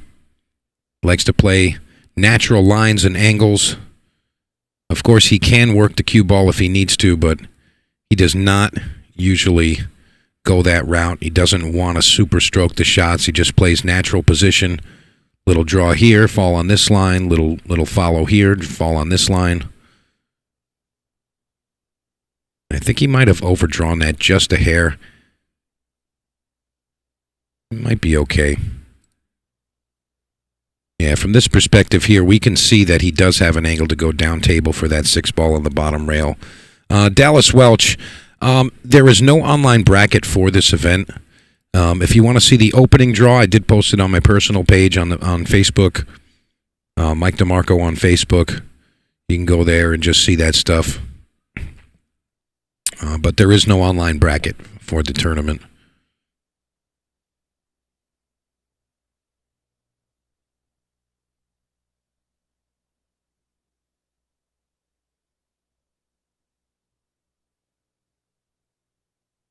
Ray's going to have to come with a fair stroke here. He got a little closer to the rail than he would have liked. I'm thinking he's going to go 2 rails forward, get back above the 7 ball. Going to play it in the bottom left corner. That's the shot that's kind of jumping out at me. You got it, Dallas.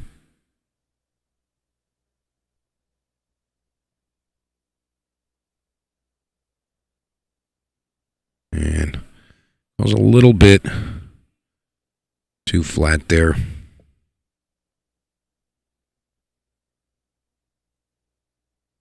You know, and as much as I like to say he's probably going to play a defensive shot here, I'd like to see him shoot this. You know, sometimes you just need that. You know, just fire the bank shot and just go.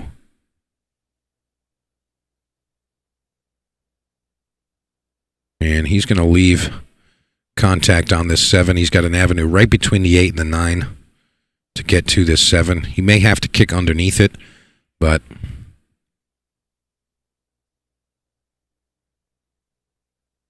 he's looking at that side cushion now.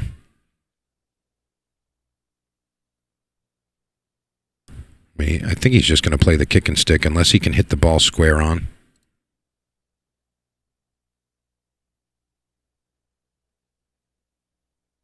All right, so he couldn't get underneath there. So he's going to give Ray-Mac another opportunity here. This is almost a repeat of the same shot that Ray just had. I think he's going to try to progress the thought process here a little bit. Cut the 7 a little bit sharper to that middle diamond on the short rail. Get that cue ball 2 rails back above the 8. See how he does here.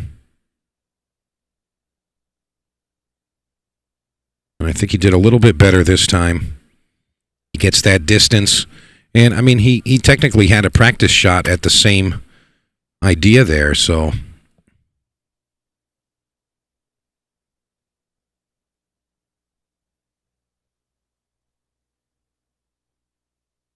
still doesn't get that full eclipse, though. Moore's going to play all speed here. Where's the cue ball? And doesn't look like he's gotten the full eclipse there. Looks like the 7 is still available. Just a hair. By no means is this a simple thing, but I mean, he's going right at it.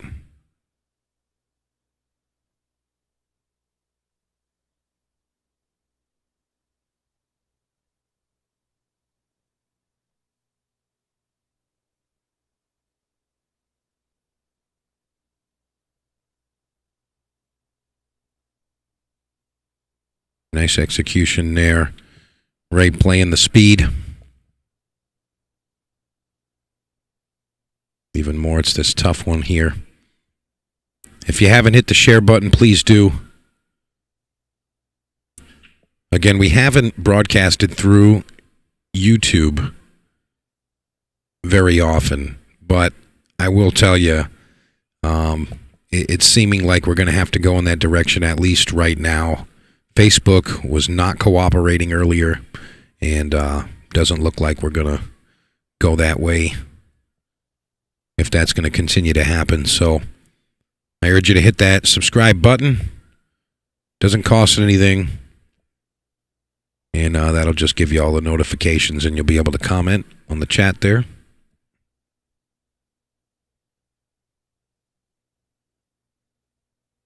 Well, we got lots of good pool coming up. Ray-Mac drains the bank shot. He's got a nice line here on this 8 ball. Pocket it to the side pocket. 1 rail off the short cushion. 9 ball goes in the same pocket.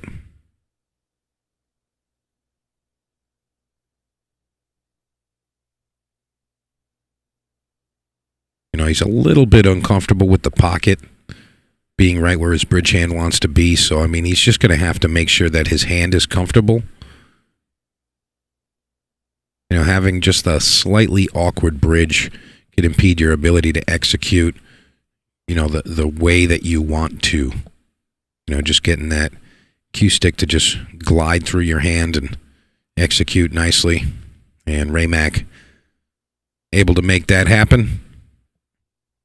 And he's going to take rack number 2. It's going to put us at 1-1.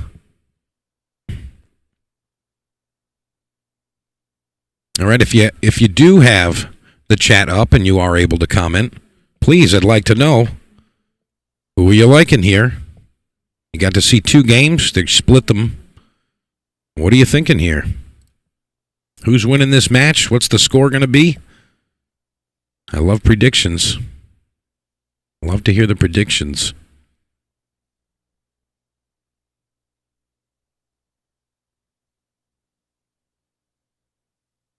Well, it looks like Lawrence has set the rack for us. Ray's going to take a quick peek. Richard Heathcote says, we like you, Mike. Thank you so much. I appreciate that. I appreciate that. All right, Ray Mack to the break. Let's see how this one spreads.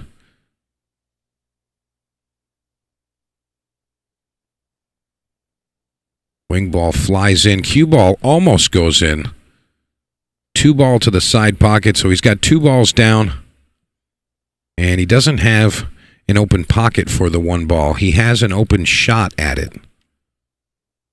So Ray's in a funky predicament here.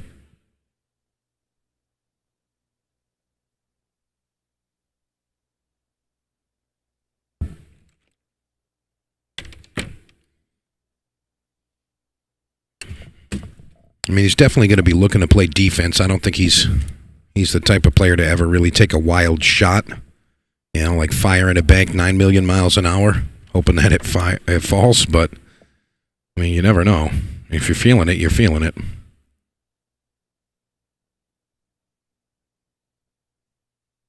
And he's just going to bank it in the side pocket. Oh, don't feel bad, Ray. Don't feel bad. Open shot here. I mean, Ray was definitely banking that. 2 rails, trying to maybe come at the 5-9, keeping the cue ball uptown. I mean, I guess he could have been playing it in a 2-way manner, but it's not usual for a player to attempt a bank shot off that short rail into the side. That's not a normal occurrence.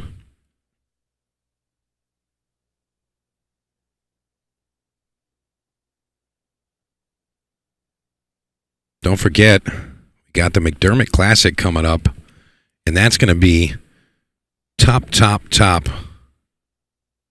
in all aspects. As far as the team behind it, the players, the quality of the broadcast, all of that stuff is going to be top tier. And it is a pay-per-view. It starts Tuesday the 12th, which is the only free day. And then Wednesday through Sunday, it's all pay-per-view stuff, and it's only $40. You get the whole thing. And that $40 price is only good until Tuesday. You have to buy it by Tuesday, or the price goes up. And you're going to see a ton of top-tier quality pool players. All table streaming. You can watch every match, all the tables. I mean, the value is there. It really is. Every single table, all the matches, and you're even going to get commentary on a lot of those secondary tables. It's not just the feature table that's going to have some commentary. There's a lot of folks throughout the country, and even some folks overseas that are going to be doing some commentary in that event. You're going to see them promoting next couple of days, actually. I think you're going to start seeing that probably maybe even this weekend, but definitely Monday, Tuesday, you're going to start seeing a lot of those other streamers and promoters and enthusiasts of pool promoting that early bird pass and the code, and they'll be doing some commentary during the event. But yeah, really looking forward to that. It's going to be a heck of a time. I know Moritz is signed up there. I don't know if Ray is making the trip up there. I mean, I really hope he does. I think he belongs there.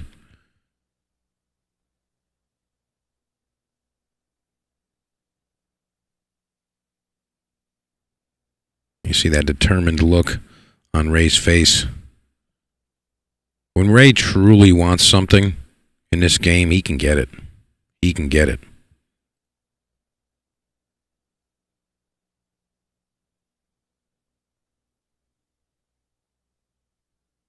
9 ball down. Ray takes the lead 2-1 in this race to 9 winner's side match. And that event we were just talking about, that's the McDermott Classic. Make sure you guys go check that out. 1,000 added, 1 ball, 1 pocket on Tuesday. 5,000 added, 1 pocket on Wednesday, Thursday, and then Friday through Sunday, the 15th through the 17th. It's the 10,000 added WNT 9 ball. And if you want to watch all of that, go to McDermottClassic.com and purchase your pass. And again, that $39.95 deal, that's only available until Tuesday. So make sure you get on that. And then right after that, you're going to see a lot of these players in the Connecticut Valley Open State Championship. That's over at Rax in Vernon, Connecticut. And I will be there for that as well. So follow the bouncing balls. And throughout New England, got a lot of good pool coming up. Lots and lots of good stuff.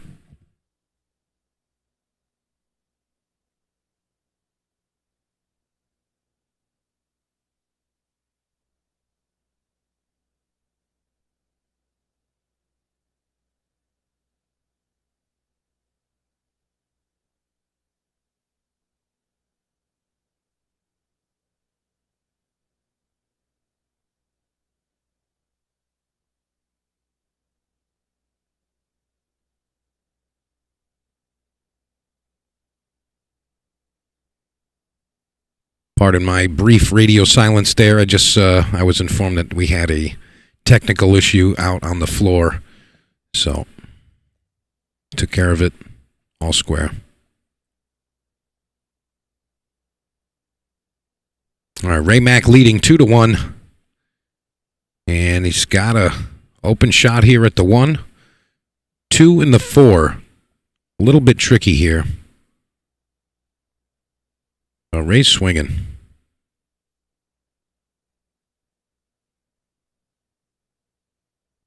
All right, now this is a funny predicament here. Now there's a shot I see here, and I mean I'm sure there's 1,000 ways to play this, but I'd like to see him just rest the cue ball right on top of that 6. So cut the 2, like kind of behind the 4, and just roll the cue ball right on top of that 6. Just so that, you know, he's right on top of the ball. Cut off all the angles.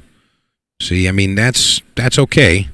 But I wanted to see the cue ball right next to the 6 and cut off all the opportunities for Moritz to even make contact here. So he's going to go with a 1-rail kick, and he's actually not a dog to make this. You know, he could actually make this. It's just the position afterwards that could be kind of funny. And, I mean, he makes contact there. Doesn't leave the open shot right into the pocket. But there is a shot here. Ray looks like he's going to attack here. Go to that top pocket, top right corner.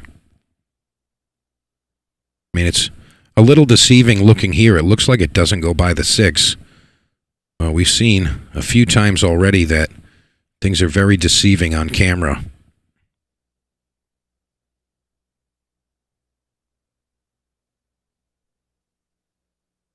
It doesn't look like it passes. He could be playing just defense here.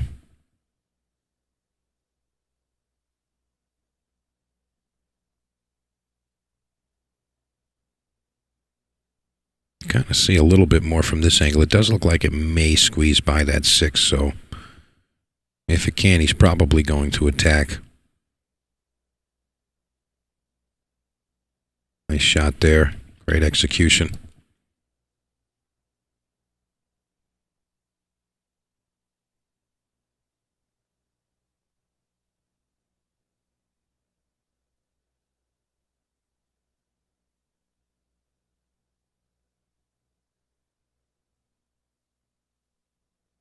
You know, before this match began, Moritz Newhausen had asked me, he's like, hey, you know, I'm going to be playing Ray.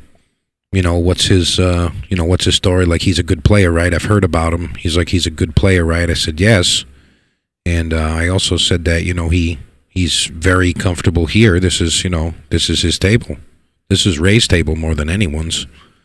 And, I don't think that changed anything as far as what Moritz is thinking about the match. He was just curious, really. But, having that type of knowledge, you need to know that you're playing a strong player or a beginner. I mean, all points in between or whatever, but you need to know if you're playing a killer or not. You see that type of shot right there, awkward angle and kind of off, just not a super comfortable shot. When you're executing like that means you got it. You got it right now. You can get it done. And Ray Mack practices and trains with a device that he invented, actually. And it's called the sharpshooter. And some of you may know what that is. Some of you may not know what that is. But it's a decal that you put on the table. And it's kind of an image of two balls flat on the table on the decal, and there's a setup where you actually put a half moon piece of paper blocking the object ball that's on the target, and if you can shoot your cue ball into the target and hit it square on, the ball goes in that you can't see. And it truly is amazing. And he trains with these, and he's been kind of going a little extra hard with it as of late. And I mean, things are really clicking. He's when he's able to work with those things. I mean, it's such a huge skill to be able to just hit a target. It's not cut a ball in, spin a ball in. It's not any of those things where it's not shooting a ball in. It's just you can shoot the cue ball and contact the target perfectly. You're hitting the target right on. And, not seeing the ball, that's kind of crazy when you think about it. You don't even see the object ball. But if you hit the target square, the ball just goes in.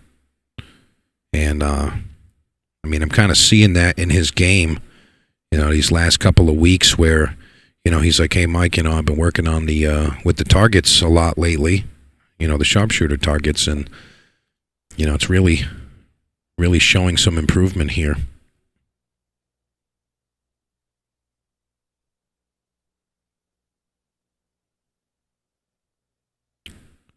Tricky little 7 here. You got to make sure you maintain that cue stick nicely. Draws back just right. Looking for the 9 in the bottom right corner. That would be to go up 3-1 here.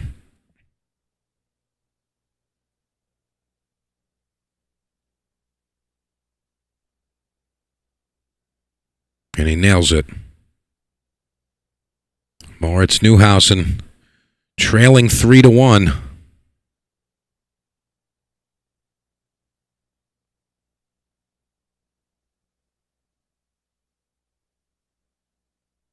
I'll tell you, you can't get complacent in this type of situation. Morris can fire back at any time. Anytime he can do that.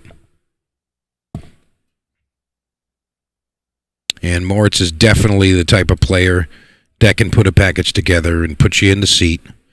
And that's exactly what Ray's doing to him right now. And that's what you need to do. There's no other option. You have to keep the player in the chair. If you let Moritz Neuhausen at the table, guess what he's going to do? He's going to run out like water.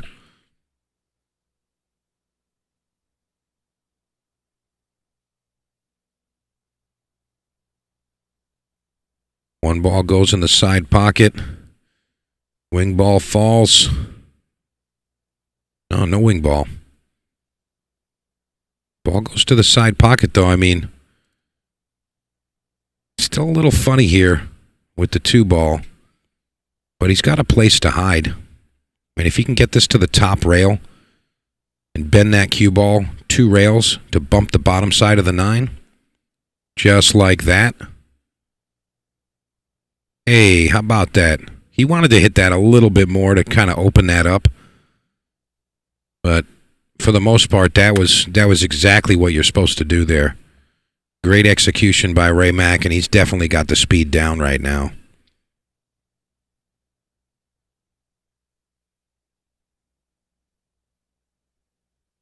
And Moritz makes contact. He leaves the shot open again, but not really an ideal offensive position.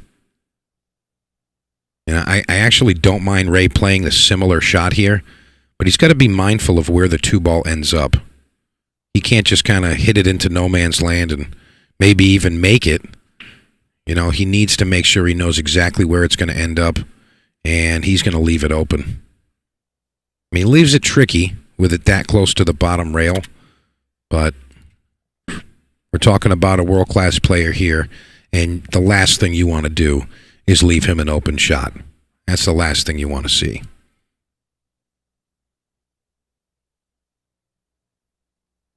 Again, still lots of pool going on around the room. See some of our neighboring matches I mentioned earlier. John Francisco, neighboring table right there. It's Moritz's road partner. John played the previous match on the stream table here. Narrowly escaping that one. That one was tight. Paul Tossi, 7-6, John Francisco escaped.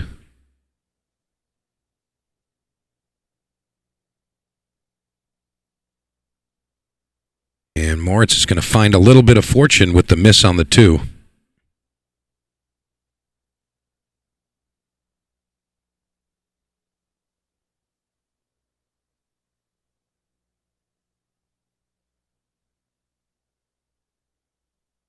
I'm pretty confident Ray is going to go measure on that side cushion, the left long rail. Pretty sure he's going to measure and play this 1 rail, but he's looking like he's going to go underneath it. But I feel like he can make this as just a 1 rail kick. Maybe it's another one of those deceiving shots that he can make and it looks like the 7's blocking, but it's not. Wow, look at that. Look at that.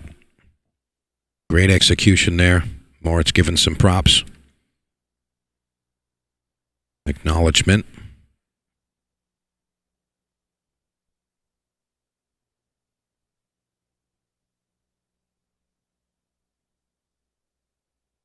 I mean, this is really what you need to do in this, you know, in this world, in this realm, in this top quality pool. Can't let the other player even have an opportunity to get fortunate. You know, and if you do have to let the opponent to the table, they've got to be in an absolute terrible spot. I think Moritz did okay with that return.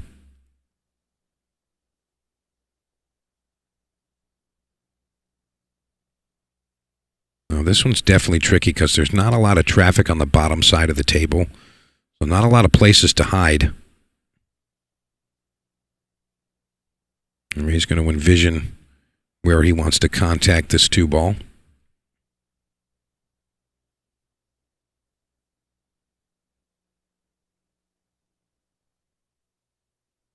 Now he may want to just kind of kick and stick here, maybe just kicking the 2 ball to bank cross corner and actually coming short. And coming back to the bottom there. No. Hit that a little bit firm, but he's going to come out smelling like a rose. Not so bad, Mr. McNamara. Not so bad.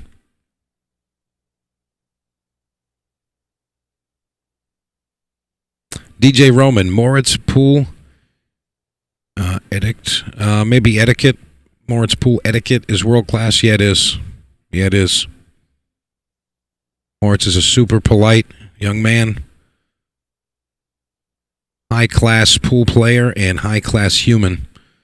I mean, I really can't say anything bad about him. I really can't. DJ Roman, I got you, bro. I got you.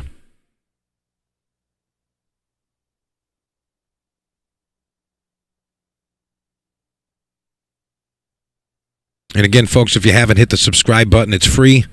Hit the subscribe button so you can follow along with all of the events being broadcast, and you'll be able to comment in the chat. Again, we're kind of experimenting today a bit via YouTube, as you know, our Facebook just didn't want to cooperate with us today. So, trying to move some of our viewers from the Facebook platform over to the YouTube. And I know a lot of folks actually prefer YouTube. You know, I think it's a little bit simpler to put the matches on the television. You got a higher quality feed, and you can rewind the matches right then.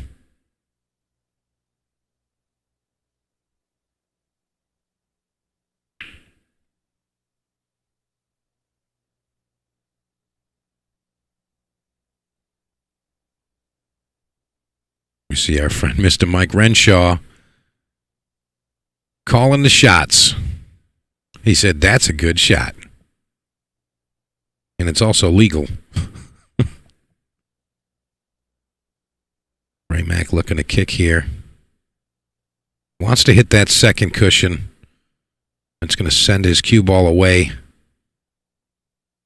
And that is not going to do it. That's not going to cut it.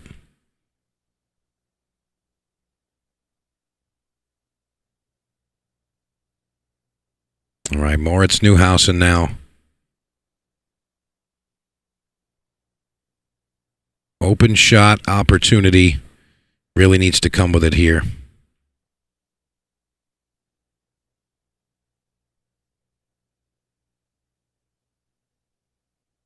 I mean, he didn't get any less than perfect there.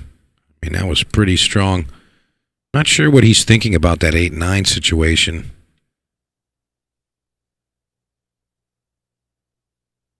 Dom Nice, YouTube all the way. Crumb Killer says, YouTube is the best anyway. Don Hunter says, video quality is suspect. Yeah, all right. I mean, you know, I don't mind coming over here. I don't mind coming onto YouTube, but, I mean, we're at 84 viewers right now. I think we'd be much higher if we were on the Facebook platform. Got a lot more followers and viewers over there. Get a lot of organic traffic. But again, if you're able to, please hit the share button, put it over on your Facebook page, you know, put it on whatever social media apps you have, put it on Instagram, whatever, but share the link. And just a reminder, you don't have to go directly to YouTube to get to the streams. You can actually go just right to shipthecash.com and click on live action, and our live video will be right there. And you can just click it right there and watch. So.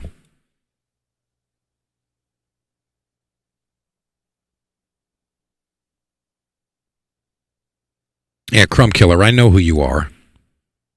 I call you by your screen name. So whatever you want to be called, make that your screen name.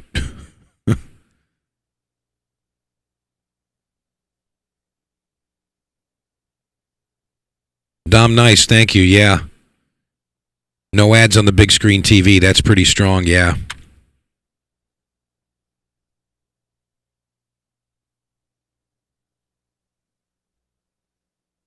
All right, Moritz, kind of on the edge of this rack here.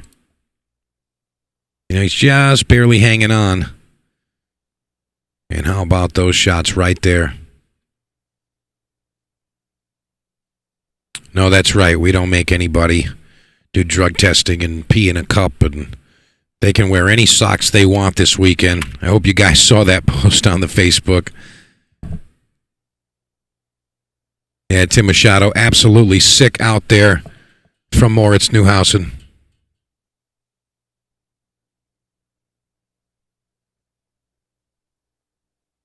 Just going to mention to Moritz about the analog right now.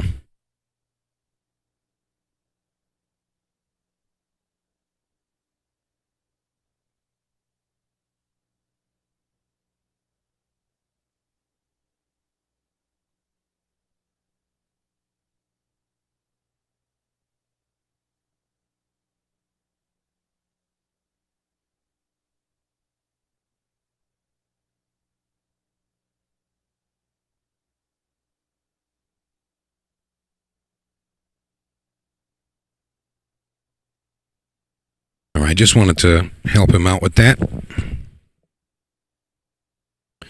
Yeah, we have a scoring tablet right out there, and for some reason it wasn't charging, so it was dying on them, and they're just going to use the analog tablet. I'm going to update the score for you guys as we move along. So Moritz taking a quick peek at the rack, making sure he sees what he likes.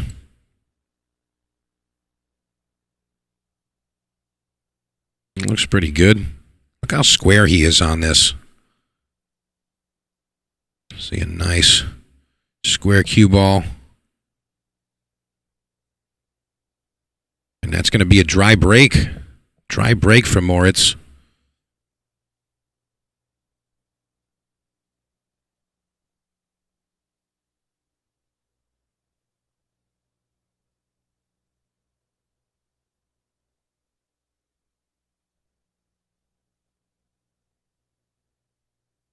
And Ray's got an open shot, the 2-7. I mean, it's a combination, but I mean, Ray's okay with the combinations. He actually did mention earlier when we had him in the booth with us that he kind of wants to work on combination shots. You know, that's something that he feels that he needs to elevate as part of his game. But, I mean, I seen him, I think it was the first match of the day on this table. He played Brian Chase, and Ray was down 3-1 in that match. And at 3-1 in rack 5, Ray made a combination into this pocket that he's shooting right now, and then proceeded to win the match 9-5. So he won 8-2 from that point. And I hate to say it, but I actually called that the exact score too. I said if Ray makes this combination and finishes the table, he's going to win this match, and it's going to be 9-5, and he did. I mean, it's not all the time, but a lot of times I can see both players, and I know both players and their capabilities and how the match is going, how they're shooting, whatever, and a lot of times I can make a pretty fair prediction just based on experience with the players. I'm not making any bold predictions with this match because you kind of have, an outlier here with Mr. Newhousen. At any given moment, he can just play perfect and never give an inch of breathing room. So, having that in the mix, I can't make a bold prediction here about anything.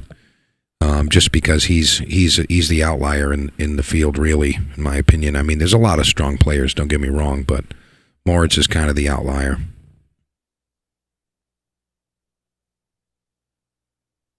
So I want to thank everybody that came on over to YouTube, enjoying ourselves over here. Got lots more pool for you. Don't forget, tomorrow, everything kicks off at 11 a.m.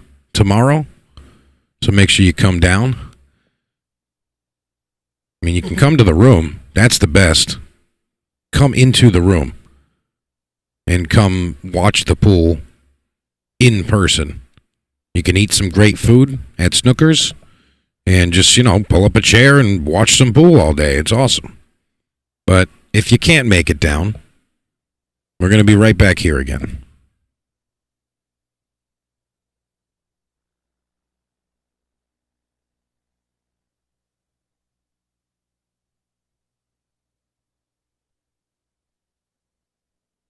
Nice shot there from Ray Mack. He gets nice on this 5-ball.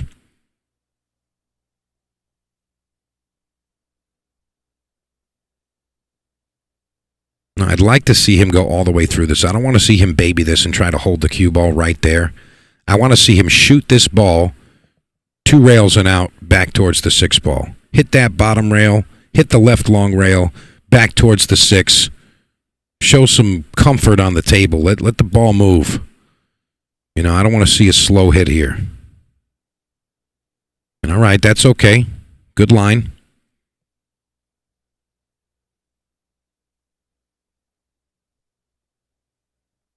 Yeah, Dom, nice. Yeah, you're right. There's about 100 points between these guys, but that stuff is really not your skill level. That's your performance rating.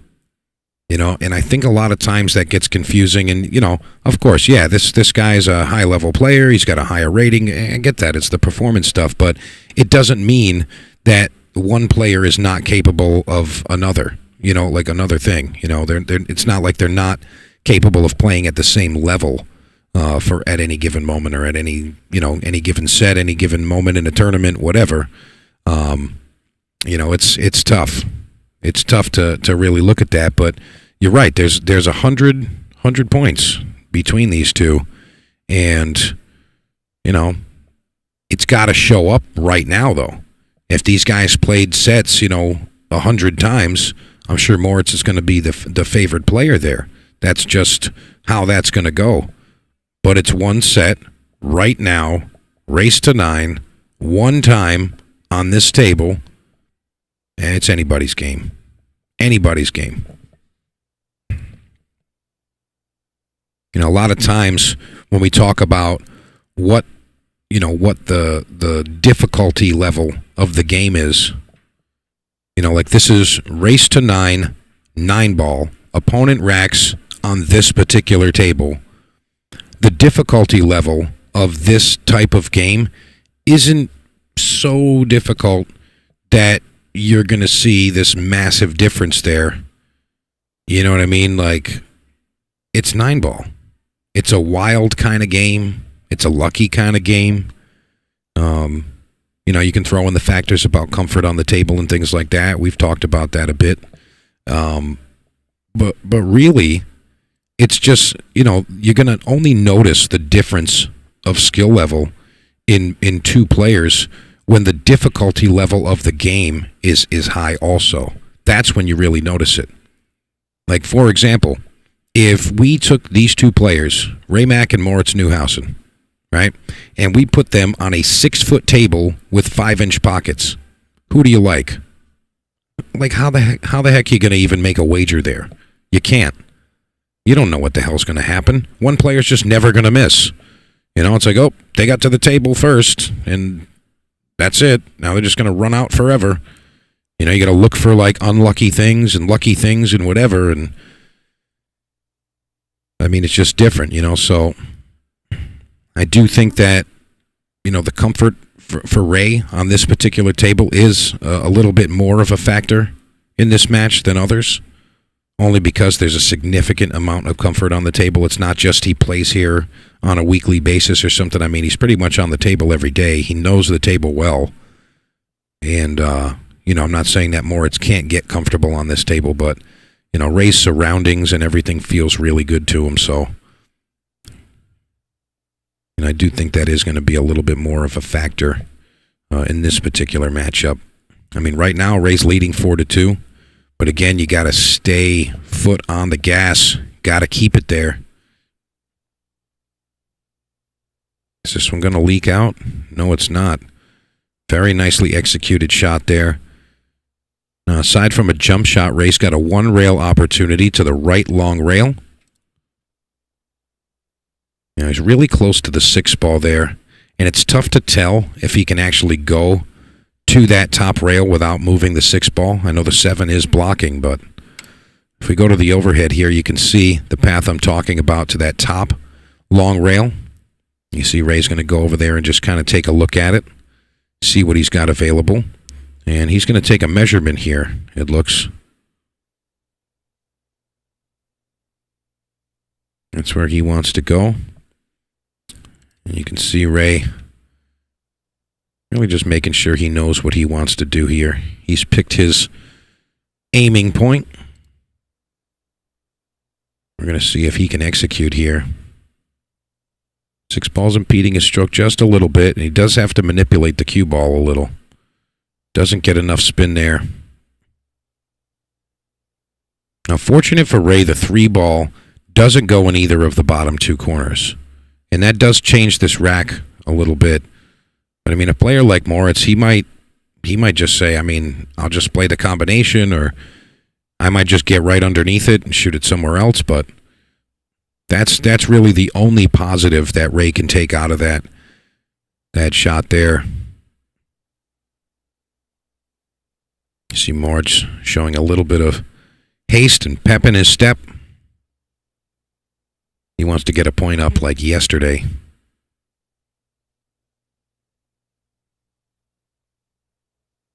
Dom Nice says, I played on this table last time I played a tournament there. Yeah, I mean, this is our featured table. Yes, DJ Roman, Lucas Fracasso Werner is still in the event. He actually just escaped a match the round before. Look at that combination there from Newhausen. He just escaped a match. He played Paul Dryden, another strong amateur player from the Northeast, and I mean he just escaped it. It was 7-7, and Lucas won that one 9-7. But I mean it was 7-7, and I mean Paul was playing great pool. Lucas was playing okay pool, and it was a tight one. But he escaped. He escaped. I mean, Lucas has been mentioning something about his tip since the start of the day. I tried to help him out earlier. Like he said something about like the fibers were kind of like coming out. I don't know what the heck he was talking about. I mean, it looked okay to me. We kind of burnished the sides of it, and he said that it was better, but it's still bugging him for some reason. So hopefully he gets over that. But yeah, Lucas is still kicking. Lucas Fracasso Werner definitely our number 2 seed in the event. Number 2 seed. And I don't know if you guys are noticing a trend, but a lot of our top players, top seeds in the event, they're the young guys. They got the youth on their side as well. Moritz coming with a speed now.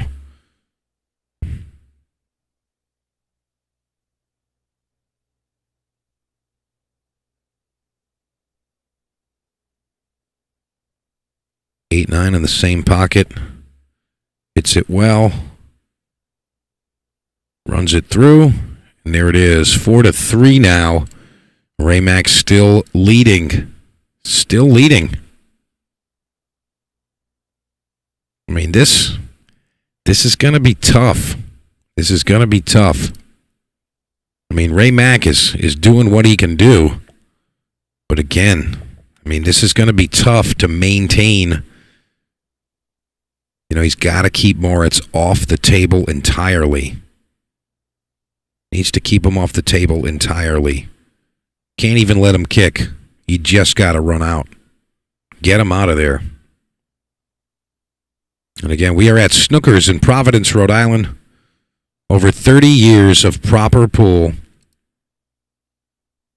Get down here and check it out. Got the New England Pool and Billiards Hall of Fame here.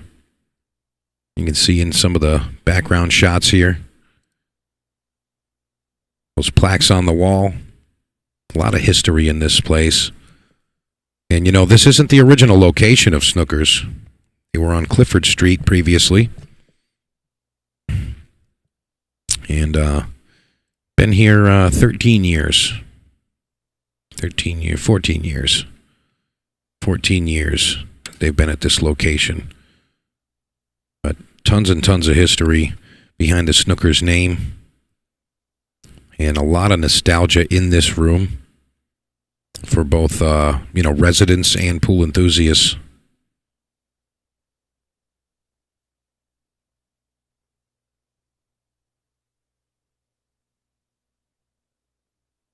All right, so Moritz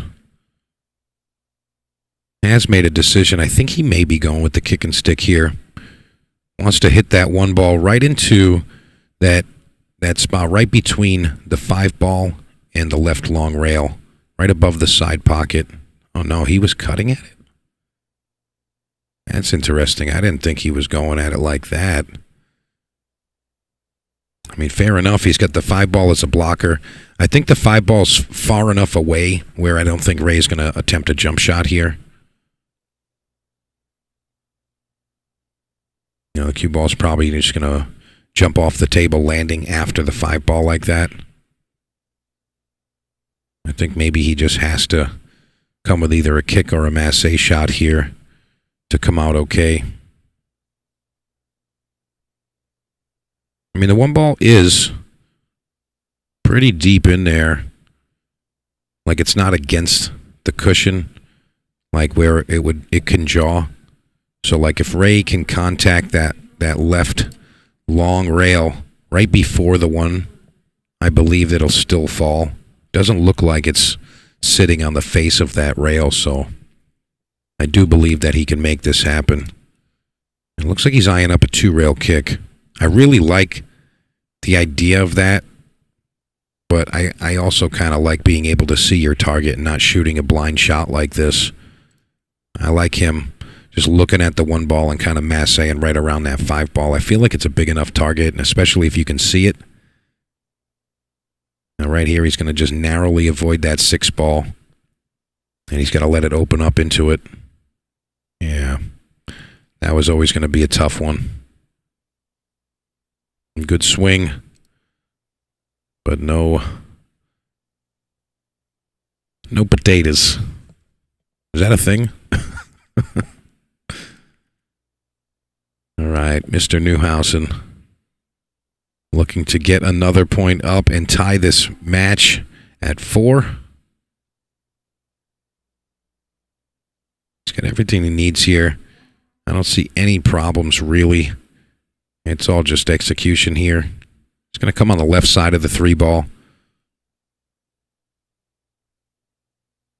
He may actually, now that I'm looking at the table here, he may actually stay right on that side of the table. Really depends on how he wants to stroke this one, because he can stay on the right side of the table here. Just kind of pull it back a bit, just like that. We're going to see 2-rail position back to that top rail for the 4. He's going to end up shooting the 4 in the right, top right corner. Don't really need to do anything fancy here. Just make sure you go all the way through it.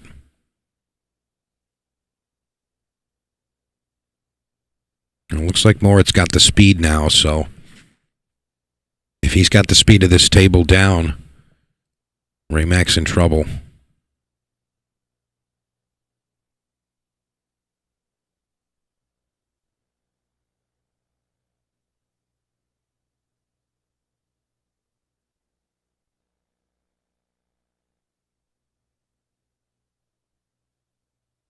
Everything right out in the open now. You're going to see a nice draw stroke here.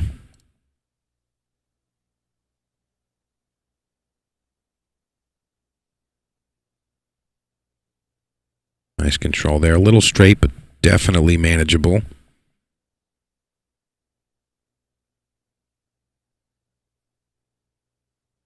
See that little stutter step that he did there? Something doesn't feel right when you're about to get down on the shot. That's what you got to do. Just re-step into that shot. A lot of times a player will just kind of stay down and adjust while they're already down on the shot, and that's not advisable. Get yourself into trouble like that. All right, Moritz ties it up, 44, Route 44. Tim Machado says, if I could pick a style of play to emulate, it would be Moritz. I mean, that's absolutely a great model.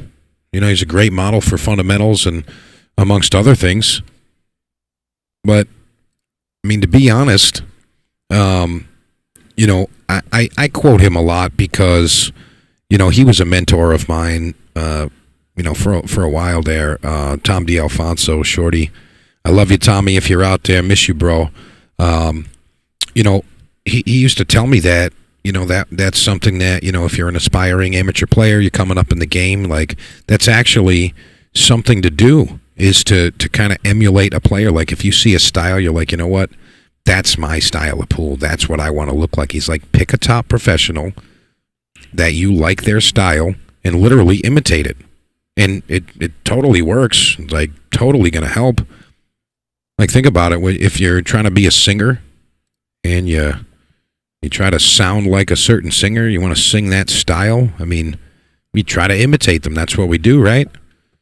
Or you're a rapper or whatever the heck it is. I mean, whatever you're trying to do, you try to imitate and emulate that style of play and that vibe. And now you can say, hey, if it doesn't look like that, something is incorrect.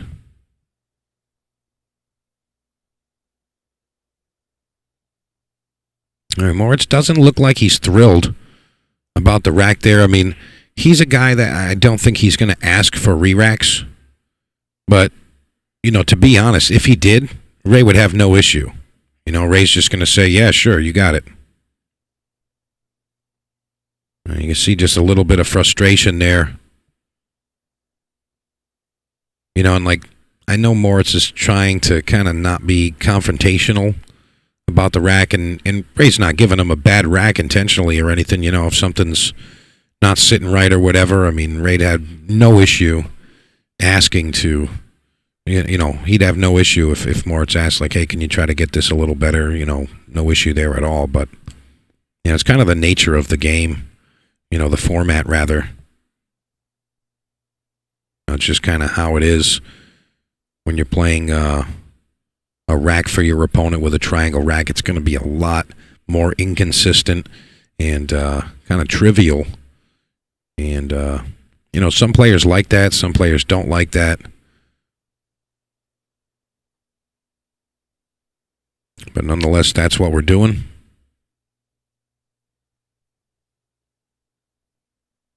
We're looking for contact here. Wants to separate them. I don't think he's going to kick this with speed. He wanted to hit it just a hair lower on the one ball and get the cue ball to track under that 2-4.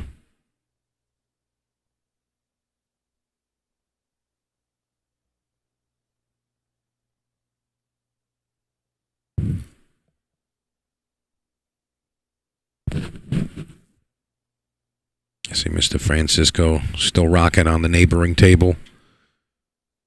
I see that match is at 6-4. I know somebody wants to know the answer to that. It's 6-4. I don't know who's up.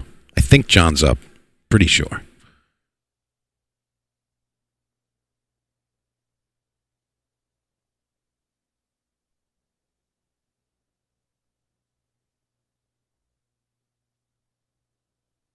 All right, so Ray, open table.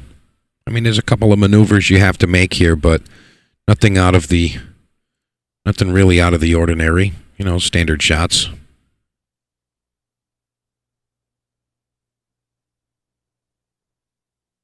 I think he overstroked that one a bit. He's got a decent line here, though. He's going to put the cue ball between the 4-6. He's going to shoot the 2 in this bottom right corner. A bit of inside spin. And he's going to come off that right long cushion between the 4-6 and try to get all the way over to that left long rail, kind of over near the first diamond, bottom left of your screen. You don't have to really hit this one hard. It's just kind of follow through here. You don't have to smash it. You're not catching a ton of this 2 ball, so the cue ball is going to hold a lot of that momentum. He got the cue ball where he wanted. And he played that okay, actually. Little two-way built in. Or it's on the defensive again.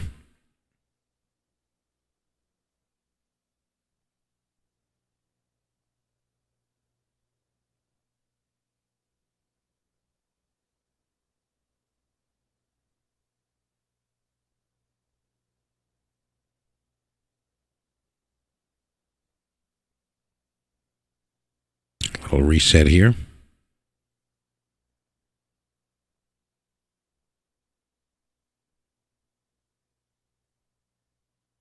Hits it right in the face, and he's going to return the favor to Mr. Ray Mack. He said, take that, man. Now what are you going to do? Yeah, this is tricky here. With the 9 ball where it is, there's not a natural kick. So he would have to hit this with some left spin if he's going to the long rail, the right long rail. He would have to spin it into it. Marshall D. Mose, thank you very much. Appreciate it. Thank you, Marshall. If you want to help support, we got some, the pinned comment there and in the description, accepting donations. We're going to do some drawings for anyone that donates on Tuesday, so you can win some cool stuff. Again, Ray Mack's going to have to manipulate this ball. Looks like he's going to play it in a Massey style. Right around this 9, up towards the 2. And he overcompensated there. Too much spin. So ball in hand to Moritz Neuhausen.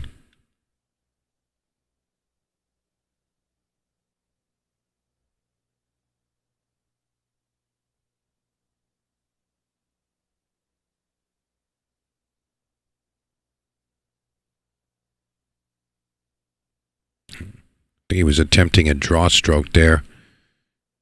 And I actually didn't mind that. I thought that was okay, but he's just going to try to navigate between the 5 and the 3 here.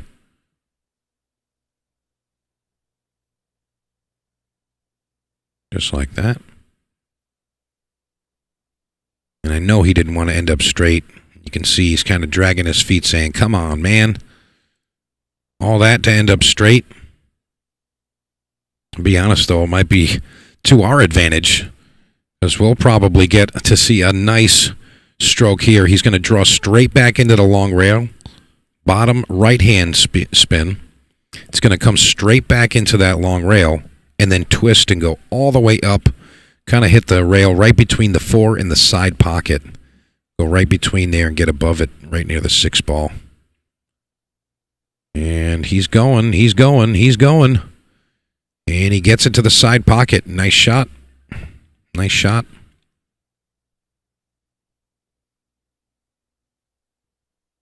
You know, and that's something that, you know, is really apparent in that particular shot there.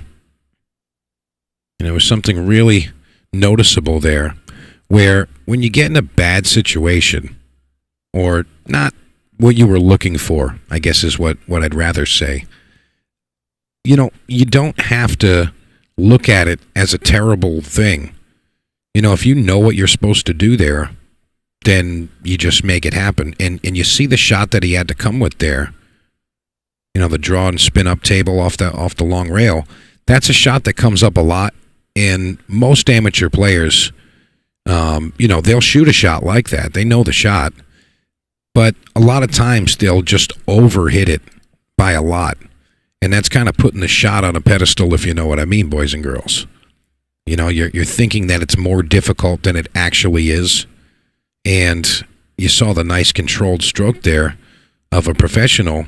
He's not making it out to be more than it is. It's just another shot. And that was just kind of noticeable there, where he didn't just pound it into the pocket and just say, yeah, we fly it up table. You know, it was controlled, and that's really important to play at this top caliber pool. You know, top of the game. Really is. All right, Moritz looking like he's going to take the lead here. 5-4. And this is his second lead of the match. His first lead came with 1-0. I'm sorry. Did he win? Yeah, he won the first game. He won the first game. So he was up 1-0 to start this match. And this is the only time that he's taken a lead since then. Ray's been leading the whole time. So if Ray McNamara wants to stay in this match, now's the time to come with something. But unfortunately for him, he's in the chair. He traded places with Moritz. I mean, if he gets an opportunity, he needs to capitalize right away.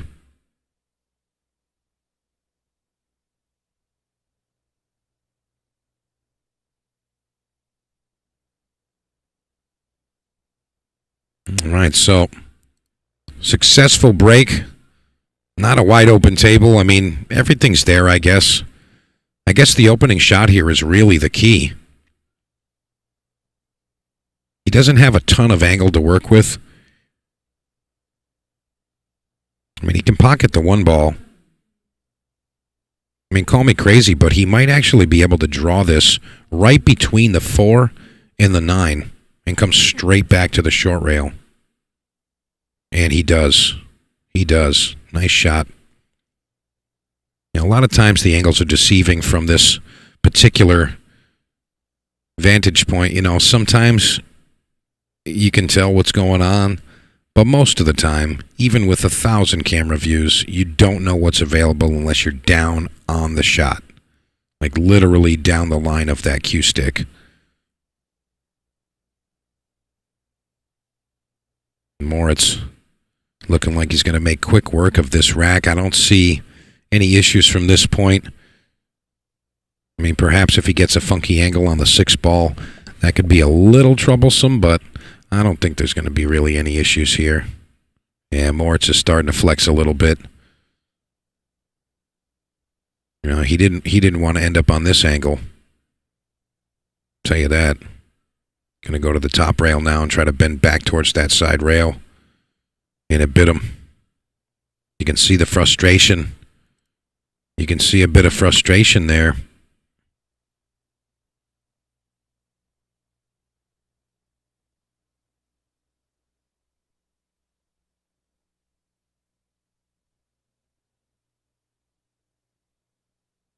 And Ray Mack going to take advantage here.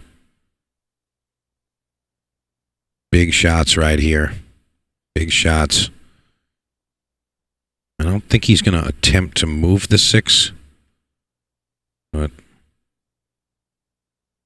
really depends on if it's on the rail or just slightly off the rail.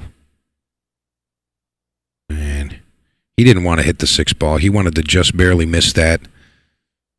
He would have had a much better line here, but ball's makeable from here. Just wants to cut it and go back and forth. Doesn't need to get fancy here.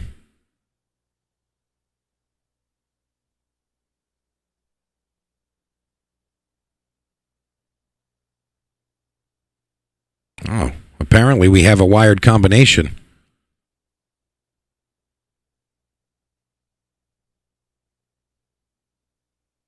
Okay, then. All right, Ray Mack ties it back up, 55. Call that Sammy Hagar in the pool room. Can't drive 55.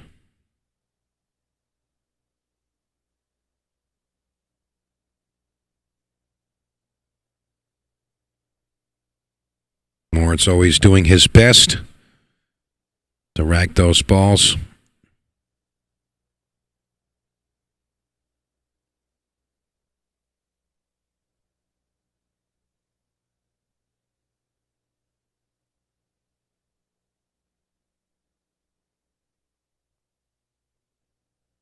Ray says, okay, I see what I got here.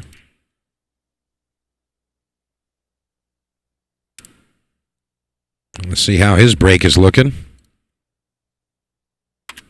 It's been a little while. It's been the Moritz Newhausen show for a little while. Glad to see Ray has returned to that side of the table. 55, racing a 4 from here. Sounds like a Sox event match.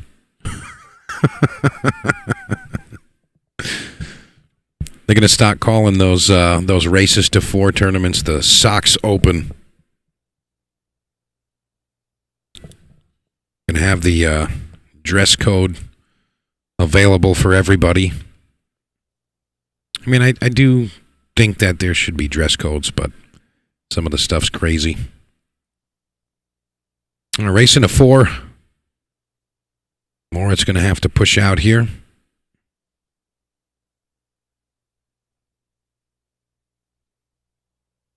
Looks like he's got an idea of what he wants to do here.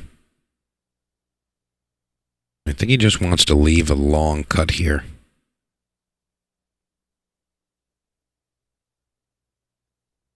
I'm going to bump this one. Just leave that long shot on the 1 ball.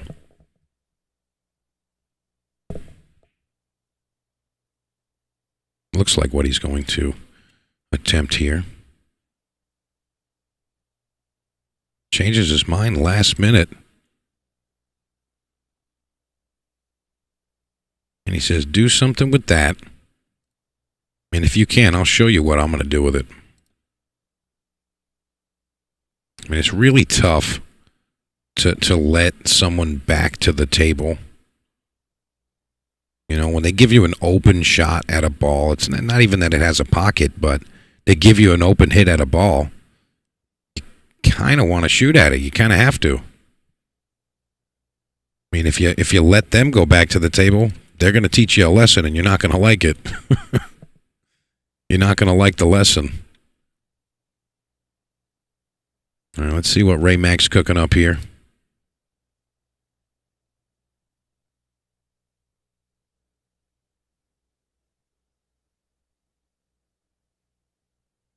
He got down rather quick, so I feel like he had a plan right off the rip.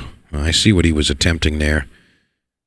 He's playing the cut, but he was playing the cue ball underneath the 2-9 off the 2 cushions. But he doesn't actually get there.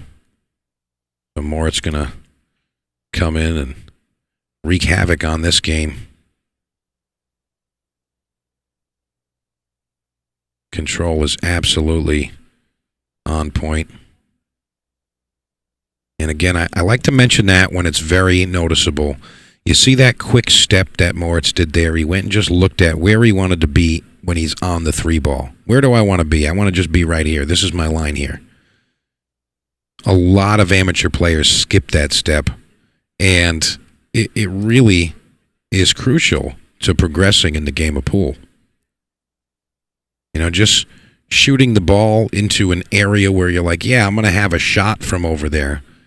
But little by little, your percentages are going to go down when you're not playing those ideal lines and ideal positions.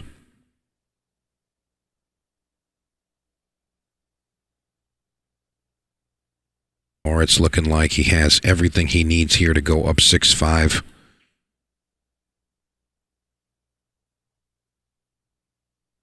Yeah, Dom Nice, absolutely. He's mentioning Moritz and his pre-shot routine.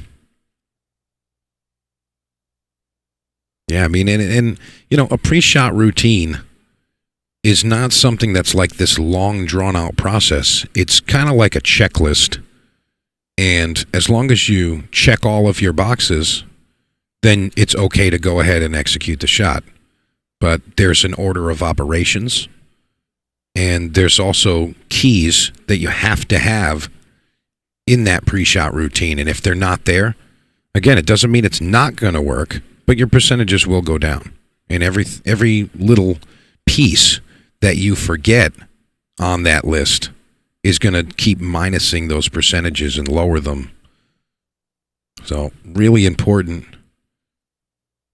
that when you're watching top quality pool, to notice those things and really try to take those things away. It's like a lot of times we can just kind of get caught up in the excitement and the value of what we're watching, seeing, you know, quality players, you know, go out there and just making these great shots and maintaining a high level of execution for an extended period, which is great. You know, those things are fantastic. But I think that if you are a player, you're doing yourself a disservice by not taking mental notes or even physical notes about what you're seeing and saying, oh, okay, I see what he's doing here. Yeah, he does that every time. I need to make sure I can incorporate that if that's going to fit into your style of pool. You know, and, you know, I wanted to mention something quickly just because it's relevant with Mr. Newhausen. I believe it was his last visit here, or maybe 2 visits ago when he came to Snookers a couple events ago. And he was doing some private lessons. We had him do some private lessons with some up-and-coming players. And one of the players that took some lessons with Moritz, you know, he loved the session. How strong is this? So Moritz Newhausen, who's on break right now, he's going to come back in a sec. Moritz Newhausen, after the lesson, hand writes with his hands. He doesn't say, hey, grab a paper and a pen. No. Moritz says, Mike, to me, he says, Mike, can you get me a paper and a pen? I'd like to write some notes down for this player. And he hand wrote things that he needed this player to work on and things that he was like, hey, make sure you practice this thing. And, hey, this is the thing that you need to work on particularly for you. And, you know, that was extremely valuable, you know, because, I mean, think about it. You make a mistake and then you learn the answer and you say, oh, yeah, don't do that again. If you don't write it down, I mean, we're going to forget Sorry, that's the way humans are. You have to continue to have that thought process and, sometimes even just go back to your list. And, just until it's second nature, you have to write those things down. And again, if you're an up-and-coming player, you're doing yourself a disservice by not taking those notes. When you're watching pool, practicing pool, whatever, you got to take those things. It's definitely going to put you in the right direction. All right, Moritz Neuhausen. He's changing his break position here. How's he going to come out here? And that's going to be dry break and an open shot. Moritz very frustrated right now. I mean, and, I want to make sure, that he understands. I'm going to mention it to him after the match, whether he wins or not. I'm going to mention it to him that if the rack is not proper or something's not sitting right, you can ask them for a re-rack. That's not like a penalty. That's not against the rules of the JOSS Tour. Like if he's not liking how Ray's racking the balls, I mean, like I said, Ray's not going to have any issue. He has absolute zero problem re-racking or trying to make something tight or whatever he wants to do. But it's not intentional. But, a lot of times you can't get him to sit just right and whatever. I mean, unless you're using a racking template, it's tough. It's tough. Really is. All right, Ray Mack shoots the one and he's got a line at the two. He's going to play this into the side pocket and he's going to draw it into that right long rail. You can see the line that he has here. He's got to follow through this because if he lets the ball go a little bit soft, it's actually going to go down table. You can see a nice little stroke here. There we go. Nice control.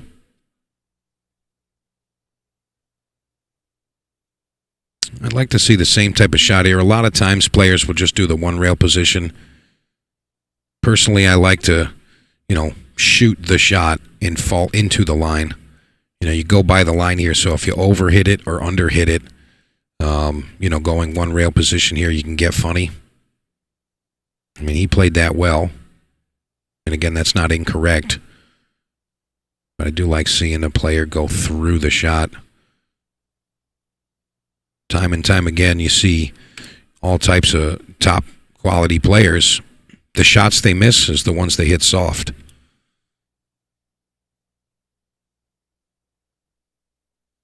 I always want to see a player drive right through that cue ball. Right through it. I want to thank you guys all for joining me. The YouTube platform.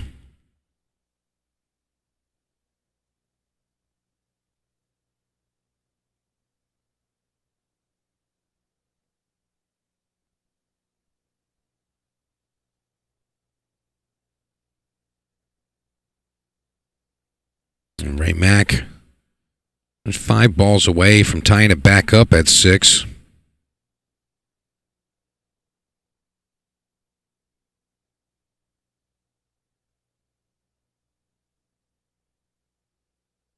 Yeah, you can tell Ray is pretty comfortable out there. He knows he's in a tough match here.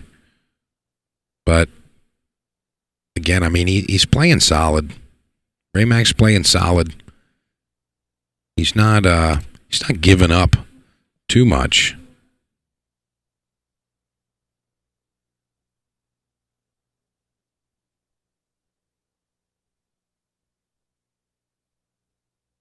You're going to see one rail shape here.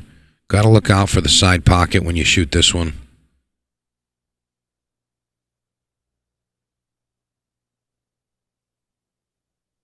All right, he kind of twisted that one in. That was more of a throw shot.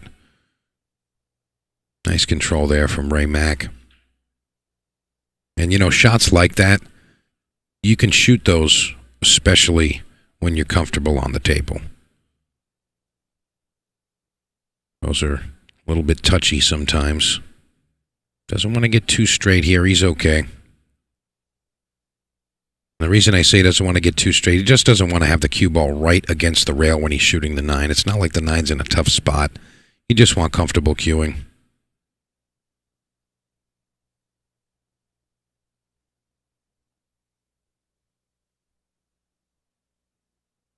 He executes well. Still a little close to the rail, but I don't think he's going to have any issue with this. Looks like Ray Mack is going to tie it back up. 6 games apiece. There you go. 66.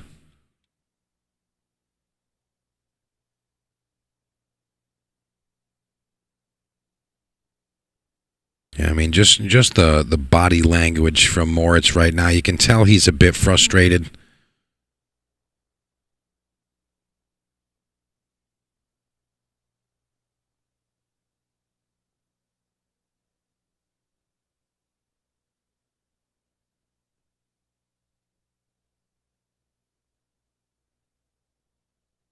He's just double checking everything. Looks good.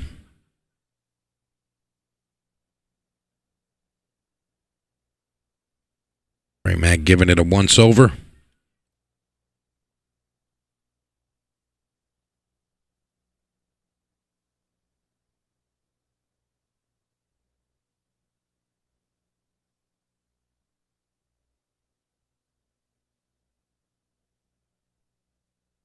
The Mac. Breaking rack 13. It's 6-6. Oh no. Cue ball square in the side pocket. Balls are wide open. That is going to be devastating. That's devastating. NJ Pool Player, my man Troy, how you doing, bro? You're welcome. Glad you're enjoying it. Yeah, we had to come on over to YouTube. But it seems like it's okay. It's okay so far. So far, so good. If you are able to share, please do that. Really appreciate it. And again, if you do want to comment during the broadcast, you gotta subscribe. Gotta subscribe.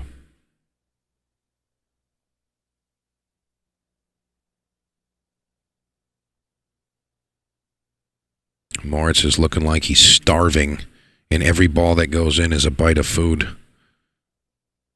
He's like, give me a table. Just give me something. I need to run out.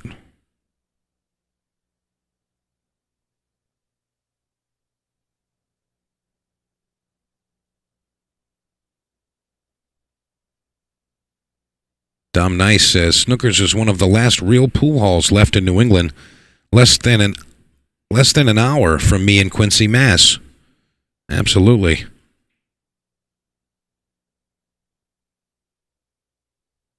Amazing Billiards Live. What's up, boys?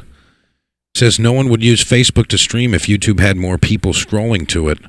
Yeah, scrolling on it. Yeah, totally agree there. Thank you so much, Troy. Appreciate that, brother. Thank you. Thank you very much. But yeah, I mean, it seems like it's a better quality feed here, and you know, the stability of it seems better. But again, it's all about that traffic, you know, getting the viewers.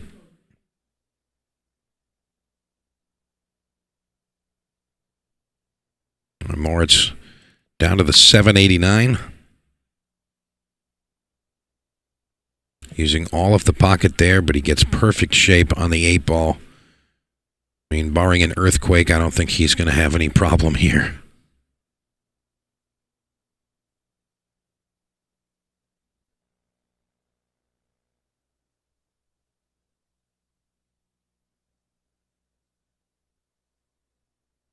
All right, Moritz goes up 7-6 now. It's a fight. It's a dog fight. And again, folks, don't forget to join us for the McDermott Classic. One of the best events to come through New England in quite some time. We got the 1 ball, 1 pocket coming on Tuesday, March 12th. Wednesday, Thursday, you're going to see the 5,000 added 1 pocket event. And then the 10,000 added 9 ball, which is on Friday, Saturday, and Sunday, the 15th through the 17th. And just a world-class field of players. If you want to view that stuff from home, it's pay-per-view. Go to McDermottClassic.com. You can get all of your information there. And the early bird is good until the 12th. Only good until the 12th, so you want to pay a little less. Get it now. What are you waiting for? McDermottClassic.com. I'll be providing some commentary on the main feature table, along with Jeremy Jones and Scott Frost. Our secondary feature table there is going to have Mr. Mark White. We've got some other quality streamers and promoters involved in that one, so a lot of those other tables, all table streaming, come on. Every table going to be there. But make sure you guys go there and check that out, McDermottClassic.com. That ball looks like it's going right in the hole. Not really sure what the thought process was there. But he banked it right in the hole. Usually that's a good thing, huh, Ray? Now he's like, what am I going to do?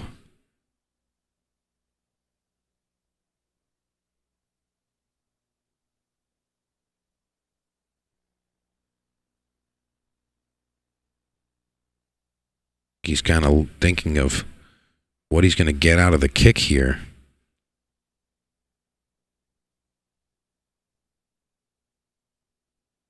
I don't think he can kick this one with speed, though. You got to kind of hit it like medium pace. Maybe just a hair more than lag. Oh, he's going to the opposite side here. All right, so he's looking to two-rail into the two ball. And the cue ball is going to track into the 7 and then possibly into the 9. I actually liked kicking at it the other way just because I feel like you can get a little more cover. But he's committed.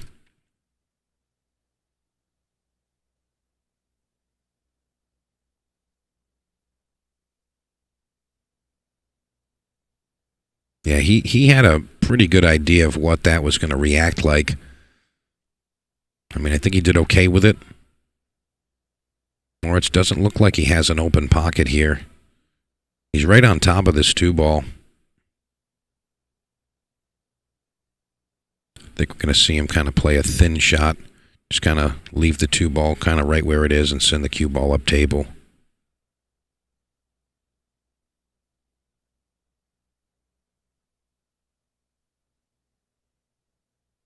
And he's going to leave a piece of it.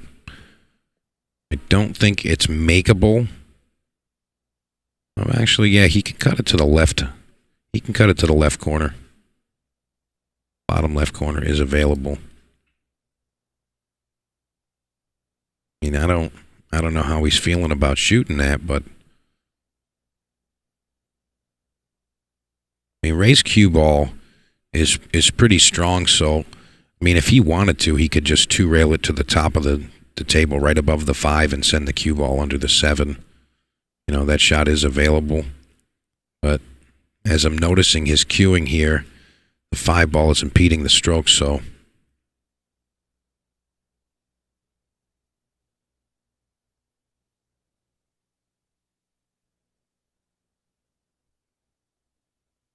and he did a slight variation of my suggestion, but that's going to come out okay. Maybe I'm speaking too soon. It does look like he can see it enough to make it, but not really going to have a great reward on the 3 ball, so he may play defense, just kind of all cue ball here, get the cue ball under the 7.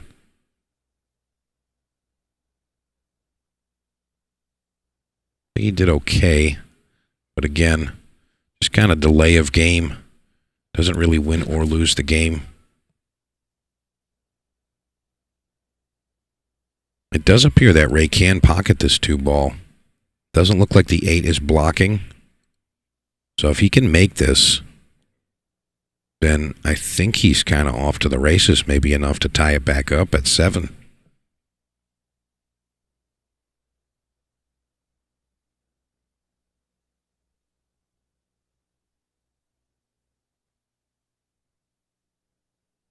Not sure if he's actually going at this or not, though.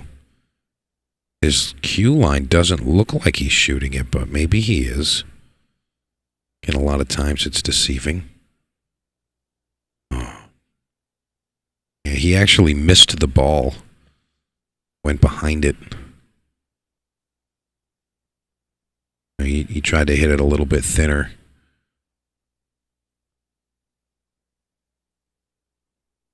Where's the cue ball? Not going to be happy about that.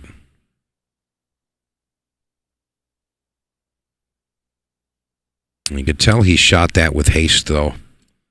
Moritz definitely could have taken a little bit more time on the get down and just the idea of what the overall outcome was going to be of that shot. And, you know, a player of his caliber doesn't do things like that often, but he definitely learned there. And you're going to see that when those types of things happen, a player like Moritz, he's going to try twice as hard on his next shot. And that's what makes him truly great.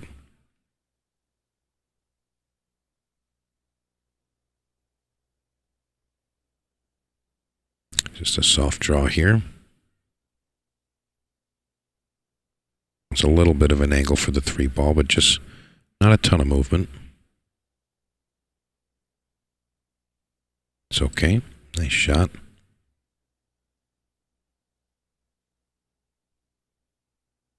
I think he actually wanted a bit more angle on this, just to make it a little bit more manageable to get the cue ball back to the center of the table. Still maneuverable.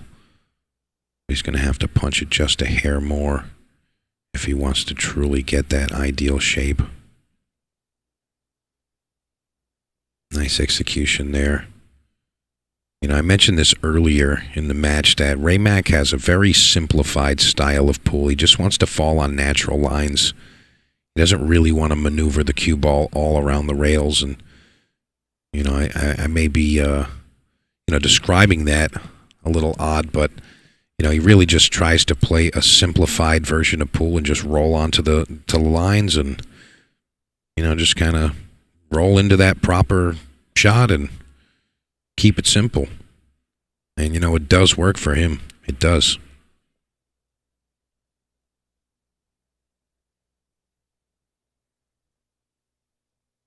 This one he might actually have to stroke a bit. He can choose to go to the top rail and firm it and go back under the 6. I think that's what he's going to do. That's more his style, in my opinion. A little bit of a stroke here.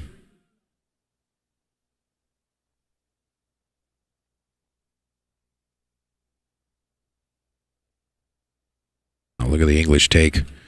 Nicely executed there. He's going to be stretching a little bit. Got to look out for that 7. He's just going to use the bridge here. Troy says keeping it simple holds up well under pressure. Yeah, you're right. You're right. The nerves aren't going to make you overstroke or understroke. I mean, it's just a simple version of pool. You see the stance that Ray has with this bridge. He's very comfortable with the bridge.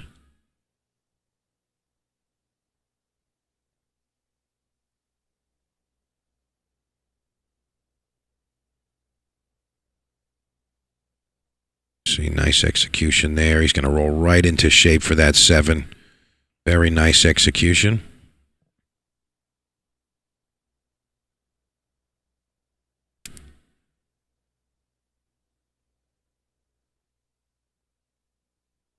Looks like he's going to be going forward here. Can't overhit this. You can underhit it, but don't overhit it. Oh, he's going back. Okay. I like that much better. No chance of getting hooked on that 9 ball there.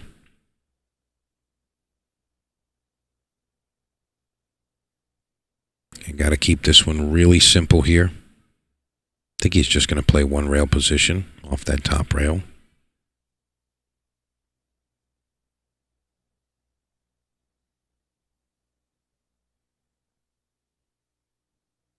Oh boy.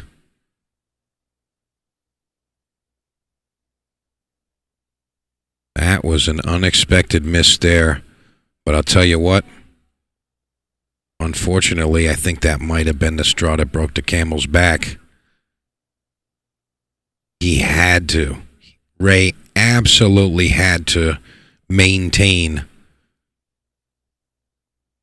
And now it's going to be 8-6 with Moritz breaking. Massive, massive, massive shot there. Absolutely massive. All right. Moritz Neuhausen getting the 8-6 go-ahead after a missed 8-ball from Ray Mack. And again, we're at Snookers in Providence, Rhode Island. Over 30 years of proper pool. Home of the New England Pool and Billiards Hall of Fame. And that guy right there, Ray Mack. Want to thank John Marlin and 5-Star Mechanical, 5-Star HVACRI.com. Thank you, John, for your support. And make sure you guys check them out if you're in the Rhode Island area. They specialize in the Navy and tankless hot water systems. Again, endless hot water. Amazing. It's 5-Star Mechanical. All right, Moritz breaking. He's on the hill. It's 8-6. Racing to 9. What's going to happen? What's going to be the outcome here? Oh, boy. Dry break. Wide open table. And Moritz is just disgusted. He's like, I can't continue and hold on to my lead if I can't make a ball on the break. He's like, how am I supposed to play if I can't make a ball?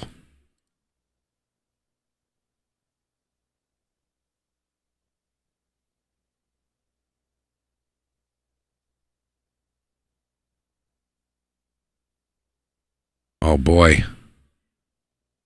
Now, what did I say earlier? All players, especially top quality players, what shots do they miss? The ones that they hit soft. Those are the ones that get missed. I can't even believe what I just saw. I can't believe that. But hey, guess what? It happened. It's real. And Ray's going to have to take that and swallow it and learn from that mistake. If he gets another opportunity in this match, that's going to be big. But that's going to be a tough one.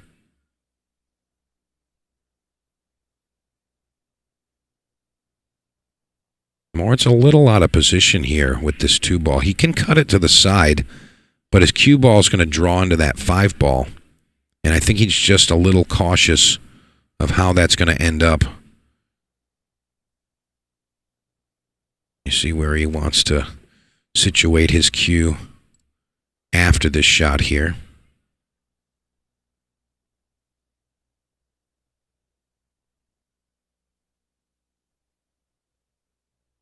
Shot there. All right, I think that shot right there kind of did it. You float to the left side of the table here, 4 to the side pocket. Comes out good there. He may end up bumping this 6-ball. I don't know if he can or wants to, but he may bump the 6. Can't really see the angle here. No, he's fine. I think that might have been the one, though. I don't see any issues right now.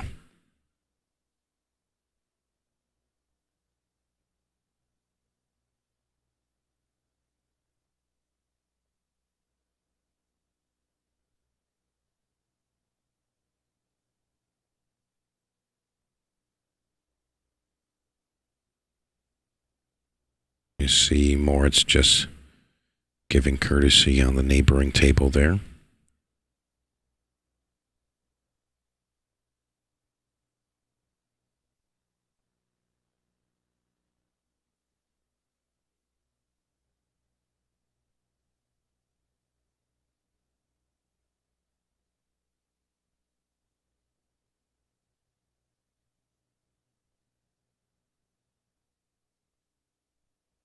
I think that's it, folks. What a fight that was, huh? What a fight. Ray Mack, super strong. Moritz Neuhausen doesn't falter. And he's going to take that one. 9-6 over Ray Mack. All right, folks, I'm going to check with Mr. Zuglan. We may have another match for you. If not, we're back at 11 a.m., but I'm going to go give a quick chat with Mr. Zuglan and Renshaw, see what we got coming for you. Don't go too far. We'll be right back.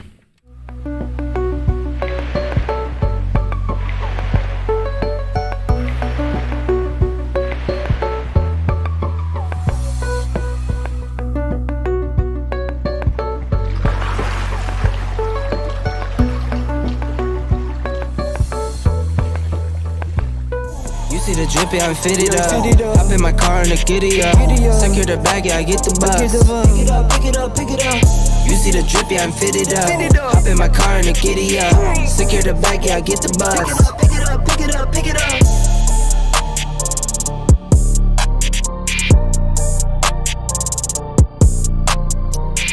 You see the drip, yeah, I'm fitted up. Hop in my car and I get it up. Secure the bag, yeah, I get the bus. Pick it up, pick it up, pick it up. You see the drip, yeah, I'm fitted up. Hop in my car and I get it up. Secure the bag, yeah, I get the bus. Pick it up, pick it up, pick it up.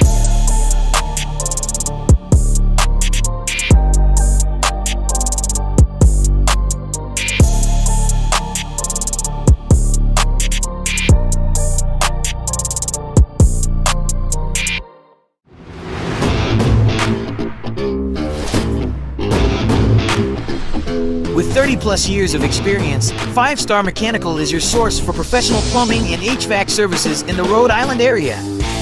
Endless hot water sounds great, right? Lead technician John Marland and his 5-star team specialize in Navy and tankless system service and installation. Don't wait until you have a problem. Let 5 Star swap out that old hot water tank and enjoy peace of mind with a high-efficiency tankless system.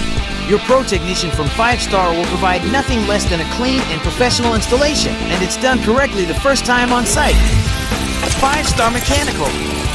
Call today for a free estimate or contact us at 5starhvacri.com. 5 Star Mechanical is also a proud sponsor of Pro Stock Driver number 19, Ryan Lynham.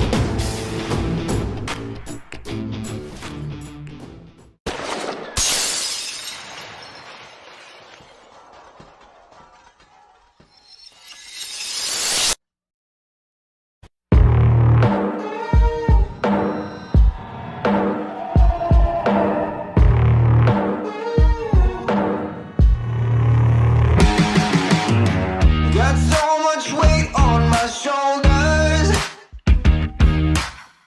enough to knock me out, but I'm still holding the throne. You never know till it's over, so pretty it hurts, just beware of a thorn.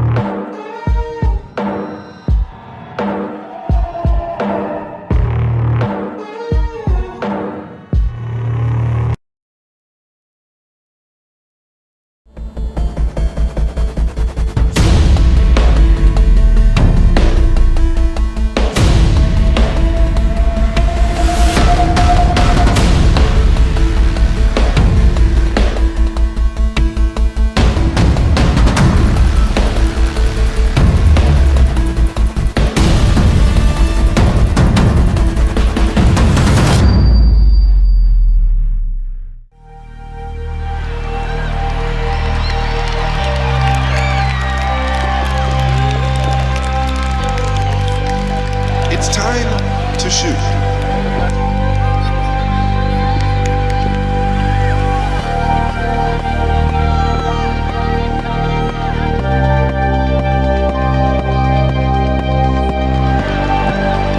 This looks good. It looks real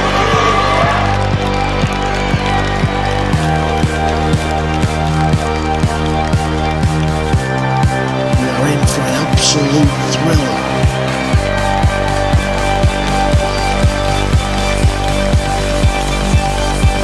Look at this.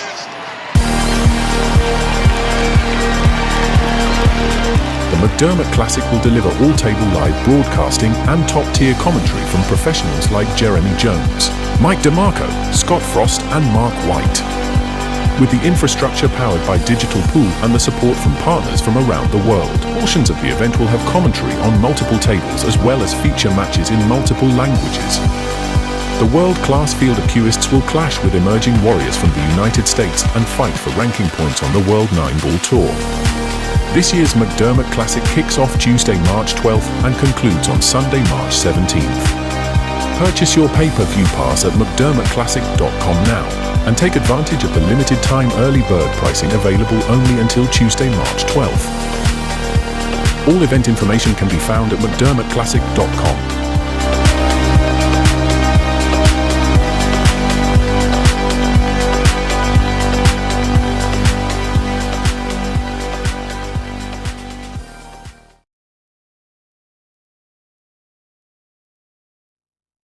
All right, folks, I got to give you a heads up. That was the last match of the night, and we're going to be back tomorrow at 11 a.m. The match you're getting, Lucas Fracasso, Werner, and Thomas Haas, going to be at 11 a.m. That's Final Four on the winner's side. Okay, and that's tomorrow at 11 a.m.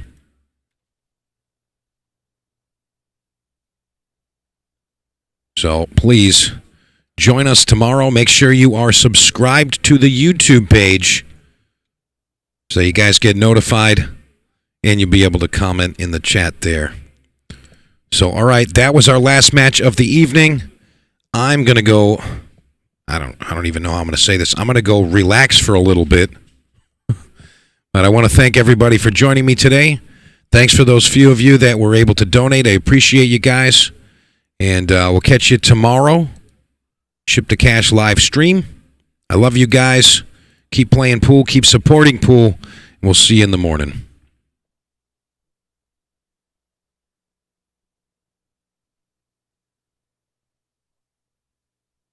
You see the drip, yeah, I'm fitted up. Hop in my car and a giddy up. Secure the bag, yeah, I get the bus. Pick it up, pick it up, pick it up. You see the drip, yeah, I'm fitted up. Hop in my car and a giddy up. Secure the bag, yeah, I get the bus. Pick it up, pick it up, pick it up.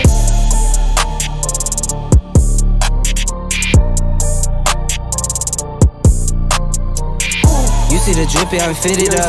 Hop in my car and a giddy up. Secure the bag, yeah, I get the bus. Pick it up, pick it up, pick it up. You see the drip, yeah, I'm fitted up. Hop in my car and a giddy up. Secure the bag, yeah, I get the bus. Pick it up, pick it up, pick it up.